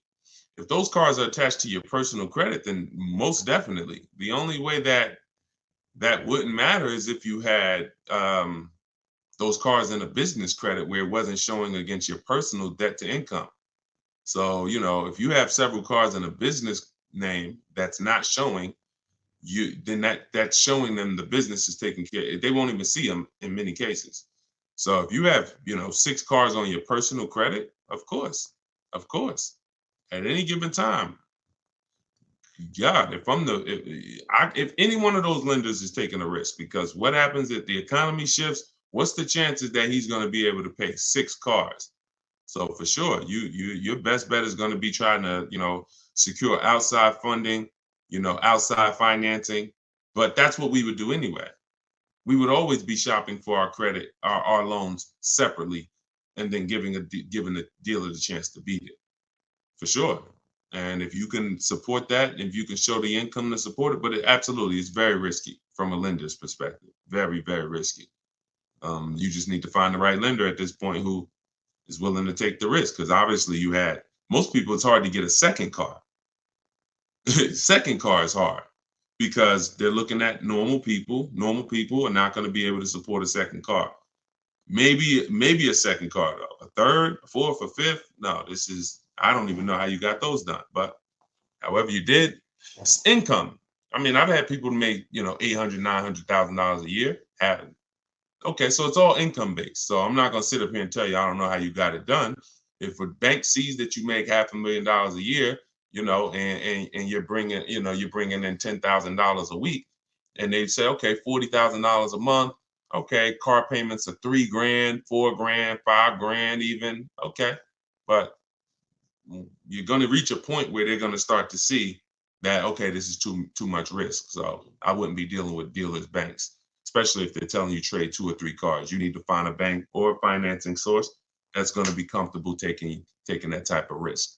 And that's it. Go ahead, Dolan. And if you're using those for business, you should really try to get them in a business name. Is your book only digital, or can I get a hard copy? It's only digital, because there's nothing that I can do. First of all, there's so many reasons why it should not be a hard copy. One, the car business changes. My strategies and steps don't change, but the websites we use change. Vroom used to be one of our bidders.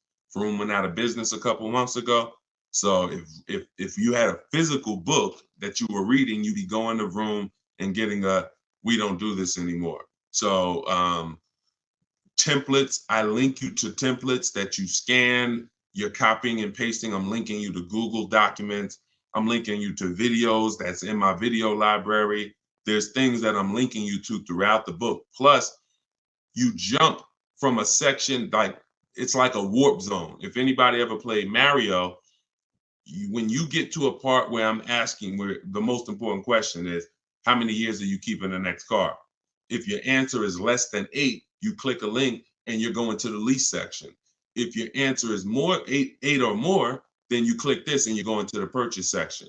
So it's an interactive book so that you're not reading. It's no way. I don't want to be a person who's leasing a car. I don't want to be a person who's purchasing my car and I'm kind of skipping all this information about leasing that's not relevant to me. I don't want to do that, because now I'm going to get confused. Okay, is this for me or not? So I had to have links that warp you to certain sections that keep you on track. Wouldn't be possible with a physical book. And again, the updates are probably the most major. Those 2 reasons are why this book would be horrible as a hard copy. Well, I'd just be coming back every 6 months, every year. I'd have to do volume 1, volume 2, volume 3, because that book you bought last year, it's not relevant anymore because there's so many things that change. When I wrote my first book, 52 Car Buying Questions Smart People Don't Ask, that was 2021. 2021, that was a digital book as well, but the format of it was so rigid. Once things changed, I couldn't change it. I had to totally write a whole nother book. Plus, I wanted to do it step by step. But back then, TrueCar had more power than they have now. That TrueCar has no power now. So all of these things, the markets change. So we need to make sure that all the information we're giving is able to be updated. So when you open the book a year from now, it's relevant. And that's because we're updating the main file. Could never do that with a hard copy. All right, legit question though. Go ahead, Dolan. We are live, y'all. I know you don't usually see me live this time of the day, but we decided to do a special live. So whenever you don't see the banner above my head, you're watching a live show. When you see the banner, that means you're watching a rebroadcast, because we rebroadcast the shows throughout the week.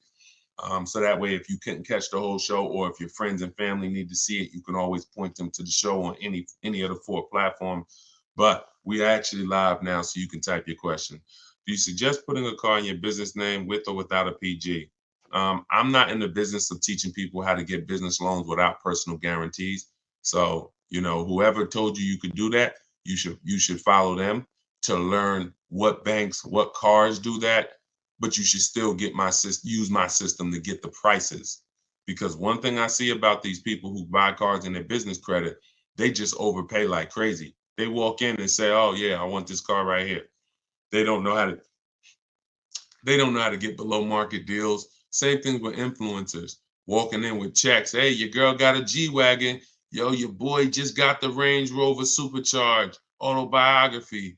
Man, they walk in and they are getting hit. I don't want to use that word on YouTube. They are getting hurt big time financially on these cars. So I would say, and I say the same thing with people who do Toro, or who do who have a rental car business. You need to learn from someone who's going to teach you the business systems. That's the stocking of the inventory. That's the insurances. That's the how to market the business. That's the, best practices in the business. But then you need me, because we're the best at teaching people how to buy the inventory for the lowest prices. people are overpaying for their inventory because they view it as the business's money. That's ridiculous. Business's money is your money. So, but whether it's a PG or without a PG, get it done. If you sign in PG, I don't see most banks are not going to do that, because what you're saying is, here's my business. If something happens and this car is not paid, the business needs to have the assets for you to go after that'll pay the car. If the business doesn't have the assets, the bank is saying we're coming after somebody who has the assets. That means you could just be like, one day, all right, I'm not paying for these cars no more. Take them back. And then there's no recourse. Most banks are not going to do that at all.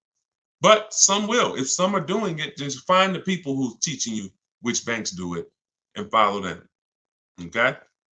It's up to you. I've had plenty of people buy cars in their business name, personal guarantee it, and it doesn't show in their debt to income. And very important before we go to the next question, if this is your goal, you need to call the finance manager at the brand. So if you're like, oh, I want a Honda, you need to talk to a finance manager at a Honda dealership and say, if I buy a car in my business name and personal guarantee it, will it show against my personal credit?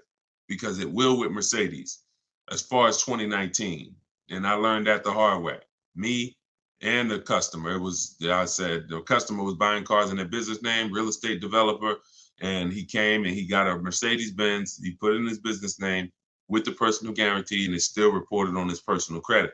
Then the finance manager told us, hey, just so you know, yes, it does still show. I'm like, we should have known that before. That's something we should be telling customers before they ever apply, because they're only applying in their business name because they don't want it to show against their personal debt to income. So always double check with a finance manager in the brand, okay? Everything that I learned the hard way, that's what I teach and warn against. So everything, negative equity, leasing, it was all based on mistakes that I saw people making. And I said, okay, how do we get into this? All right, now I need to teach people to do different things. Okay, go ahead, Dolan. Shoot the next one up. All right, keep typing your questions, y'all. TikTok, Arthur, what's going on? Yeah, I don't see a lot of questions on TikTok. What's up? Although y'all are running the likes up, appreciate you tapping the screen. See, well, here's what I say. Every time you hear something you like, every time you're like, oh, that makes sense, just tap the screen. It just runs the likes up and it lets TikTok know we talking big business over here. So I appreciate y'all. Arthur from TikTok said, what's the best way to handle being upside down? Ride it out? That's a good question. Now, that's the third choice. The best way, so what you got to know for those of you who are upside down in your loans, you have cars, do your equity assessment. I talked about the equity assessment at the beginning of the show. Do the equity assessment. Once you see that you're upside down, if your highest offer is 20, but you owe 24, you're upside down. If you could pay the difference, that's the best way. If you could pay the $4,000 outright, that's the best way, because the second option, you're going to have more negative equity than $4,000, because the bidding system is meant to reduce your negative equity by maximizing the price you get for your car. So in order to maximize the price we get for our car, we must get bids. So once we get the bids, we move on and say, okay, I can't pay the difference. Now I have to, I can't even say the word. Who knows the word that I hate using? Starts with a T. We don't do this. Only in these scenarios. Only in these scenarios. Only when you have too much negative equity, you can't pay the difference. You have to do the T word. What is the T word? Anybody know? We might have a bunch of new people on here. They're like, no, Deshone, this is one word we don't do. Okay, nobody? All right. It's trade. It's trade. Yes, Just Neil. Yes, exactly. It's trade. Because what I always say is you're not going to get the most money trading anything. If you got a phone, a cell phone, and you want to trade it, you're not getting the most money for it. Putting it on the market and getting offers, that gets you the most money. So when you say, okay, if I would have took the highest offer from the bidders, then I would only have $4,000 negative equity. Most likely when you end up going this route, you're going to have 5 or 6, because you can only You need a dealer who's going to wrap your negative equity into the new deal. So basically, what you should be doing is leasing. There's no reason, 99% of the time, the reason you have negative equity is because you buy cars and replace them quick and you don't lease. I could see if I'm a doctor financially, I'm going to treat your problem, which is what we're doing. Here's what you could do. You could do some antiseptic. You can use this. But here's what's causing the problem. Okay? So once this thing is healed, you need to know, because if you don't know what's causing it, you're going to be back in this situation again. Short-term owners, you don't keep your cars more than 8 years. You take out 5-6 year loan, you trade them in. Doesn't matter. You're losing too much value in the short term, and that's why you have negative equity all the time. So now let's go a little deeper on this option 2 for negative equity, because there's going to be a lot of people who have it. In 2020, and one day I'm gonna play some of the videos that I posted in 2021 and 2022, warning people not to overpay for these cars and warning people to use a bidding system so that they will find the best deals. And unfortunately, my voice wasn't loud enough to prevent the tens of thousands of people who are in cars that they overpaid for. So there's going to be a lot of people with negative equity that are looking and saying, okay, Deshone, what do I do now? So first option is what I just told you. That's the best option. You need to have some cash to do that.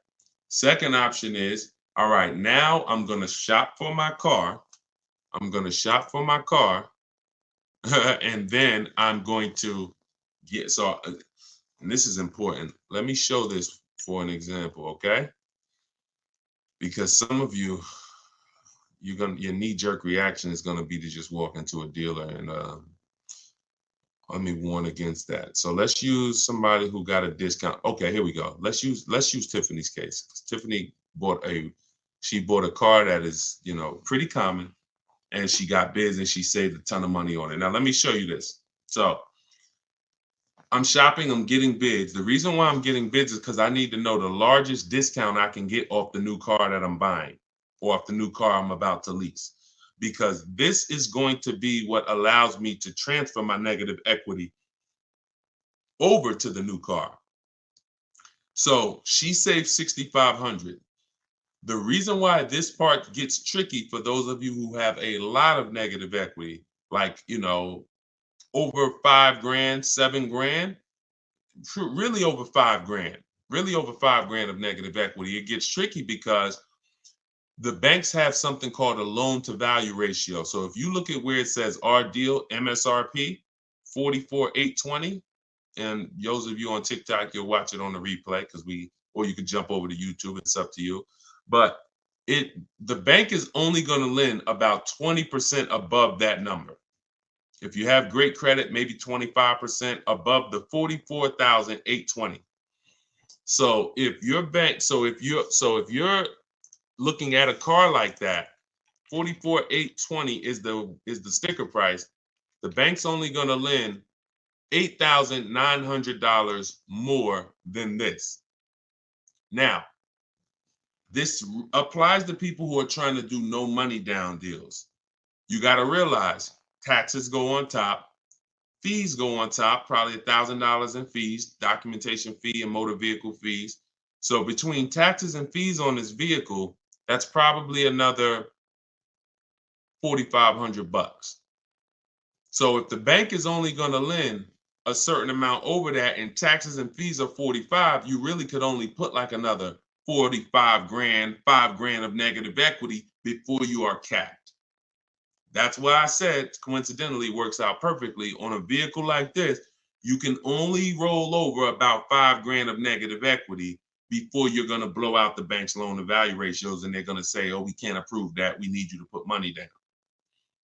So, but if you use the bidding system and you saved all the money that she saved, look at where your loan to value ratios is. Her starting price is 38. So literally she can slap. Remember, the bank's going to lend 49 on that $44,000 vehicle. The bank's going to lend 49. That means she could have put 10 grand. She could have put, $7,000, $8,000 of negative equity, because the discount she got So the discount you get affects how your overall deal. If you didn't get a discount because you don't know how to shop, and then you're trying to throw negative equity, now you're stuck, or now you got to put money down. But when you're shopping, getting bids, you get all the money off that you possibly can, and now you can throw you can throw larger amounts of negative equity. So somebody who didn't get a discount on that car could only put $5,000 negative equity on it. They could only transfer $5,000 of negative equity over. Somebody who got the discount Tiffany got, they can slap $10,000 of negative equity on top. So that's what you need to know. You are always going to get bids. If you need to replace negative equity, you're always going to get your bid. If you're using my way, you're only going to get bids. You're not going to ever accept a deal without at least 5 offers. But when you start getting your 5 offers, for those of you who have negative equity, you're going to see it makes it a lot easier for you to transfer your negative equity over and still do a no money down lease. Because God forbid, if you put tons of money down on a lease and it gets totaled, you lose that money. So if you have to put money down, $3-4 to get it approved, then the vehicle gets totaled, you lose that money because you have to go shop again. But if you put no money down, you rolled over all the negative equity and the vehicle gets totaled, you walk away and you're fresh. Whole different positioning, whole different leverage, whole different exposure. If I just rolled $7,000 over of negative equity to this lease I'm driving, God forbid the vehicle gets totaled, none of my money's in it, I'm out the negative equity. And like, it's a blessing. As long as I'm not hurt, praise the Lord, it's a blessing. So this is financial strategy. I'm a strategist. So that's what you do. Those are the 2 ways to get out of negative equity. You pick your choice. And if you can't do either, then you got to stay and you got to pay down the loan. That's the third option. But once you're out of negative equity, get out of it and stay out of it. Most of you should be transferring that negative equity to a lease, and that's gonna solve your problems in the long run. Go ahead, Dolan.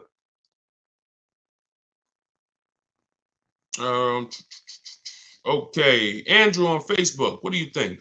A trade-in of a car almost the exact same price of the car you want to buy. Listen, we don't trade. You're using curse words on here, man. If I came in your house right now, any valuable object, and I wanted to make you a trade for it, you're not getting the most for it. So that's just what we do. We get bids. We get bids. We're not in the business of wondering, could we have gotten more? When you do trades, when you do this old style shopping, which is, think about this. I'm about to say something and it's gonna be a gut punch. You're shopping like it's 1990. Let that sink in. Everything y'all hear me talking about is new age, right? Stuff you never heard before. Now, I've been in the car business for 14 years. I've been educating people on car shopping from home for 3 years straight.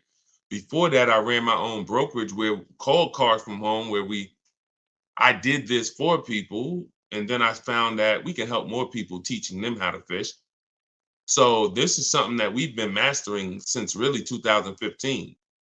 I haven't been in a dealership to make a deal since 2015. My last deal was when I worked at Mercedes and I bought a used Mercedes when I was there. Forgot about that car. Phenomenal car. Got totaled. But that was the last deal.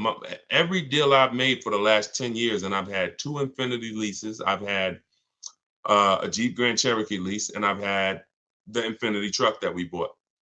All been online, below market deals using my own system, using what I'm teaching you. Everything is new.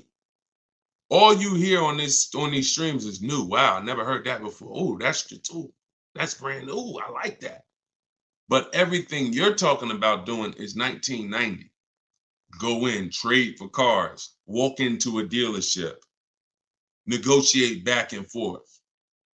If you're looking and saying, I'm doing the same things to buy my cars that people were doing 30 years ago, you should tell yourself, no wonder I ain't getting below market deals.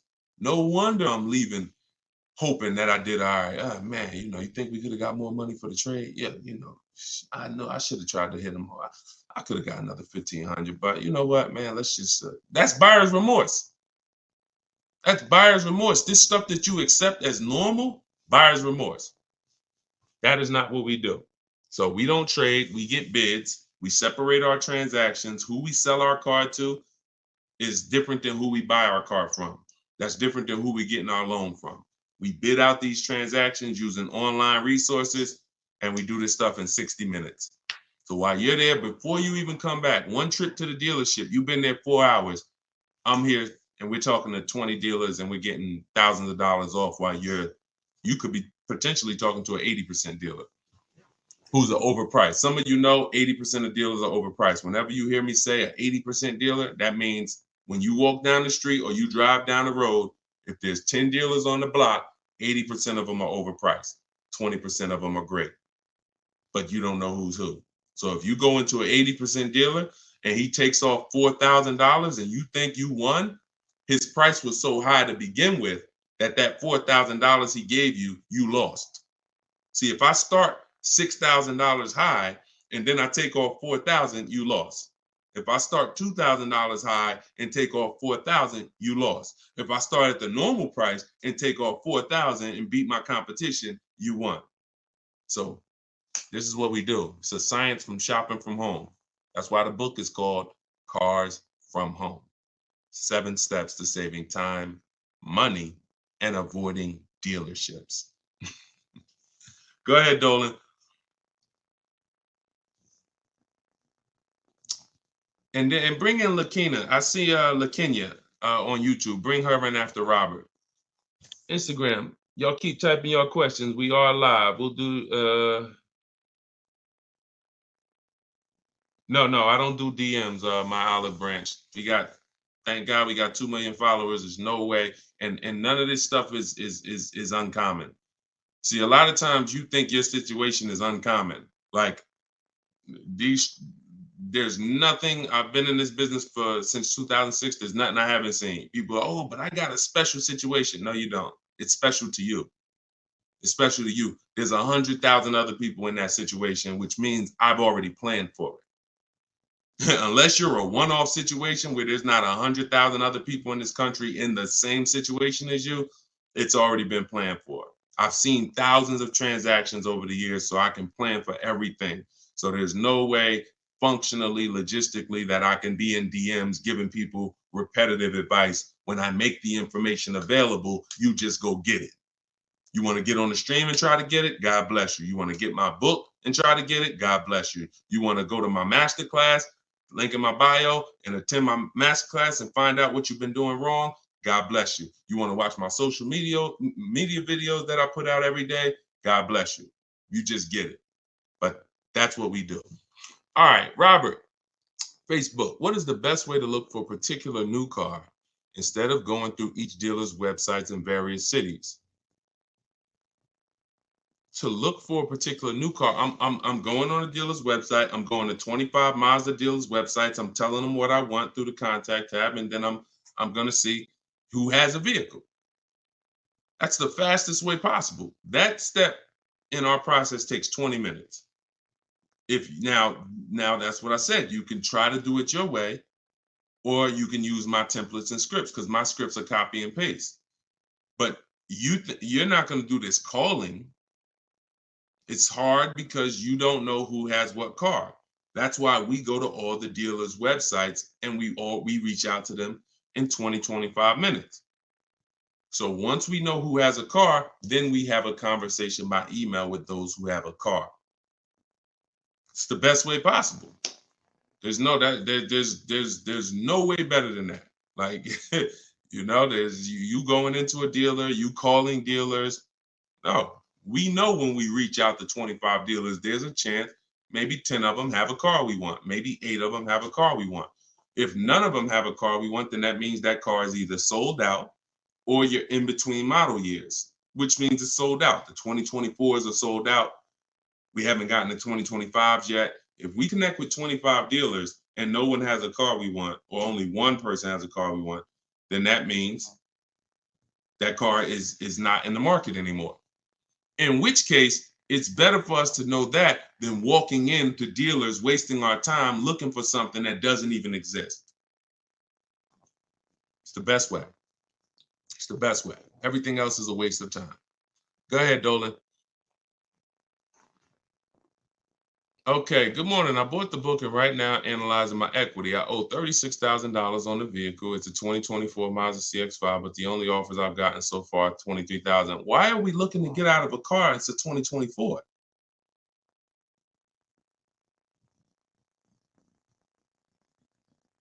Manual appraisal to see if I get a better deal. My question is, because there's such a big difference in equity, why are we trying to get out of a car that's a brand new car that just came out? I wonder if I should keep the vehicle for 8 years. Okay, wait. Okay, so you bought it. So you bought the vehicle. My question is, because there's such a big difference in equity, I wonder if I should keep the vehicle for 8 years. What do you think? What's my goal is to go into a lease. Okay, because I know I'm paying too much for a truck. I don't plan on keeping it. All right. Thank you for that. So it makes sense. Bought a car, should be leasing, paying too much for it because you bought it. $40-something thousand Mazda CX-5. You owe $36,000 on it. All right. Now that makes sense. Because I always tell people, if you've had a car for a couple years and you're thinking, some people say, Deshone, I know I'm not an 8-year person. I'm breaking the 8-year rule. Should I go into a lease now? And my answer to them is always yes, because there's no benefit in you waiting.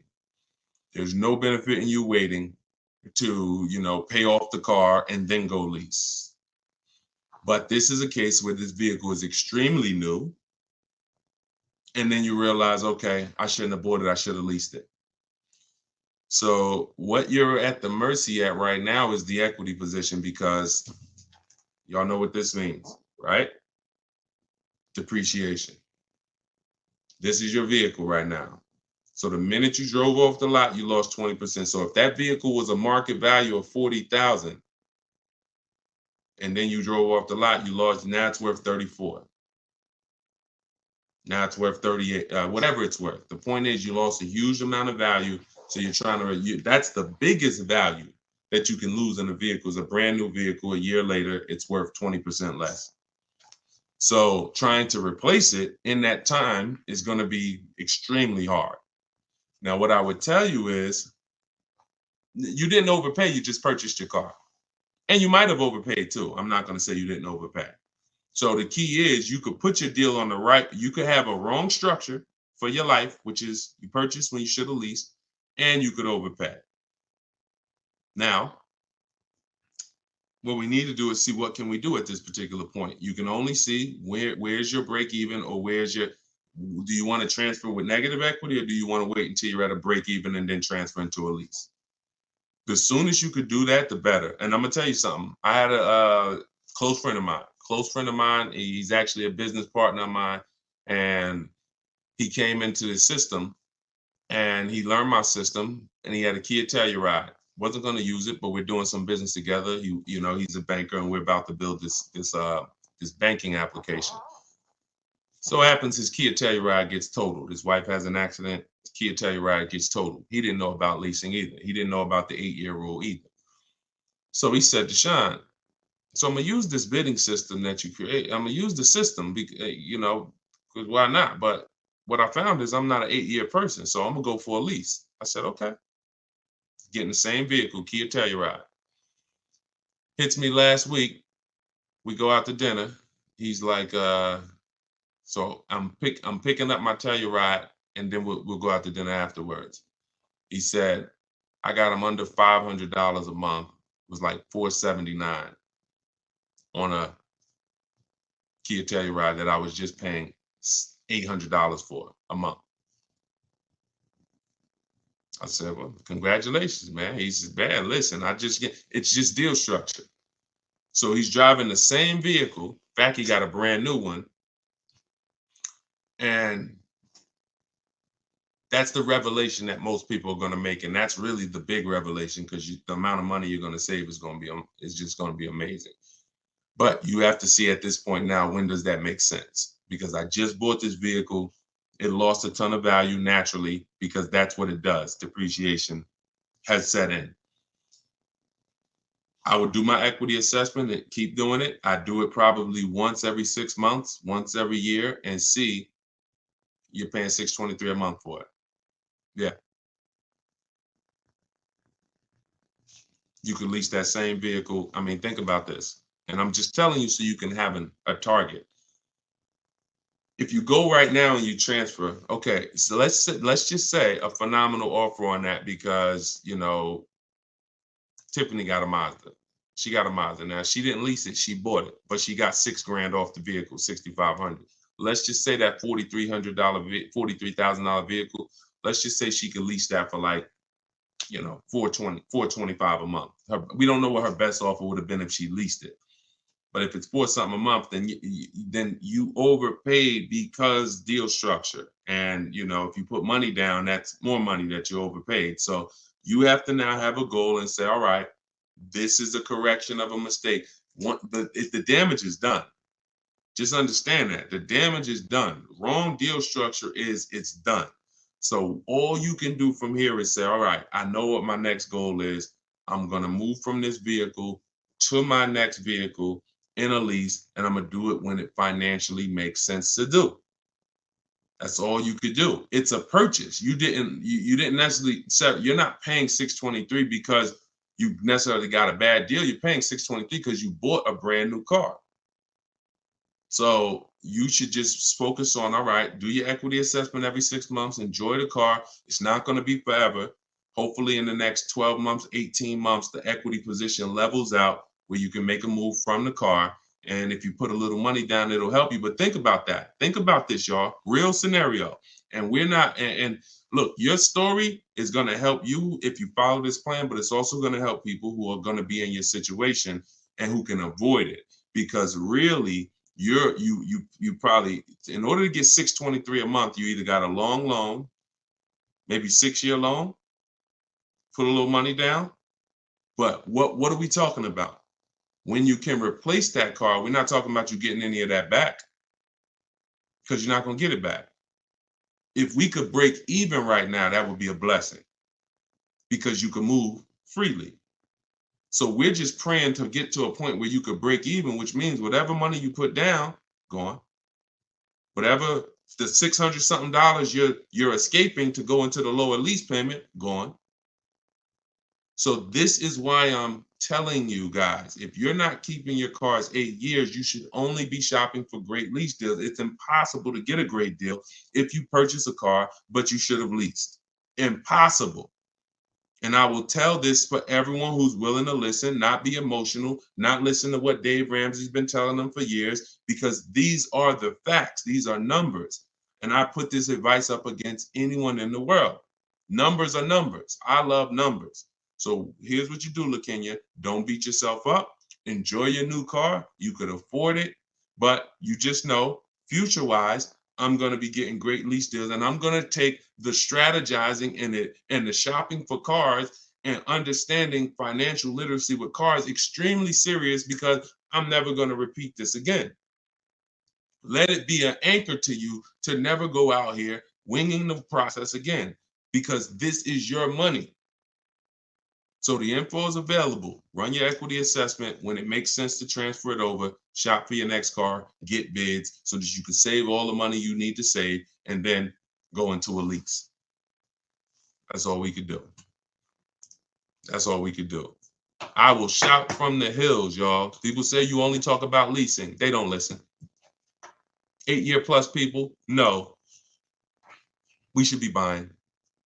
If that's the most important question, how many years are we keeping the car? 8 years? We're going to buy it because we're going to outlive the depreciation. We know depreciation looks like this. It's the unseen expense. These are the first couple years, and then it levels out like this to where my car is not losing value. Okay, good. No money down, 72 months. Good. All right. There you go. Then just do what I said. At least you didn't lose any money. It's just the overpayment is going to be for the purchase. You probably got a good price on the car. Just make sure that you run the equity assessment. You'll be fine. You'll be fine. And in the long run, you'll be fine. You're fine now. You could afford it. You just want to go into another car. Like I said, my man just did the same thing. My partner just did. He didn't know. See, if you didn't know, then it's just in the back of your mind. But he knows now. I was driving the Kia Telluride paying almost $800 a month. Now I'm in the same Kia Telluride paying under 500. Under 500. My payment is $479 or whatever it was. Same exact car. There's people pulling up next to him in the same car, but because they were told purchase your cars, don't lease, they're paying $300-400 more per month than he is. Just so they can say, oh, we purchased. Meanwhile, they're going to trade it in 3, 4, 5 years and do it all over again. Now, if they were keeping that Telluride, if they said we purchased this and we're going to drive this till the wheels fall off, we're going to have this in our household 10 years. One day we come out, it has 200,000 miles on it. It doesn't start. It's 12 years old. That's when we get rid of it. Then that's when you purchase. 8 years, 10 years, 12 years, you outlive the depreciation. You dodge this bullet. You don't replace your cars when it's dropping in value like this. And that's how you win. Long-term ownership. If you're not going for long-term ownership, then you should be shopping for great lease deals. That's the plan. That's the structure. Everything I taught from the stream on this stream is in my new book. It's called Cars from Home, 7 Steps to Saving Time, Money, and Avoiding Dealerships. It's not just the science of deal structure and proper deal structure. It's the science of car shopping from home and making dealers and banks bid for your business instead of negotiating. So all of you if you don't like negotiating, if you don't like not understanding car deals, you will love this because it's going to work and empower you. You become the prize. People should be trying to win your business. You shouldn't be in one dealership or 2 dealerships trying to talk them into selling you a car and doing you the honor of selling you a car. You should be sitting at home and letting banks and dealers come to you and win your business. We're the prize in this. So our strategies and our systems reflect that. We are the prize. And the 20% of dealers and the 20% of banks that do the best deals, they don't mind competing. They don't mind showing us that, yes, you are the prize. And here's what I'm going to do for you. I'm going to beat all my competition's prices just to show you that I really do want your business. Thank you. Those are the people we do business with. So that's all in my book. You can get your copy for 75% off. It's normally $97, but you can get yours in my TikTok bio and in my Instagram bio. Just click that link and click the button that says get my new book 75% off, and you can get it for $24. But if you've been to the website and that timer started running, then when you go back, the price will be $97. It's on you to decide if, listen, I need this information. If I missed the $24 deal, I'm taking the $97. I need this information because this information will net you thousands of dollars on your first transaction. You saw what it did for Tiffany, $6,500 off her first car using the book. So get it in my bio or in the link. We put a comment in the Facebook section, in the Facebook and YouTube comments, deshonsbook.com. And if you're watching us on TV, of course, you can use your mobile phone. You can scan that QR code. And for all of you who want to attend my free masterclass, it's called Everything You're Doing Wrong, Buying, Selling, and Leasing Cars. You can also click that link and attend it. You'll need about an hour though, and you'll need a pen and pad because we go very deep into leasing versus buying and 23 other mistakes that you're making that you don't know you're making. So you can do that. You can attend that, or you can attend that in my TikTok and Instagram bio as well. Like I always say, I make the information available. You get in where you fit in. Just get the information. All right. Great stream today. I appreciate everybody. Enjoy the rest of your day, and we'll see you on the next one. God bless you.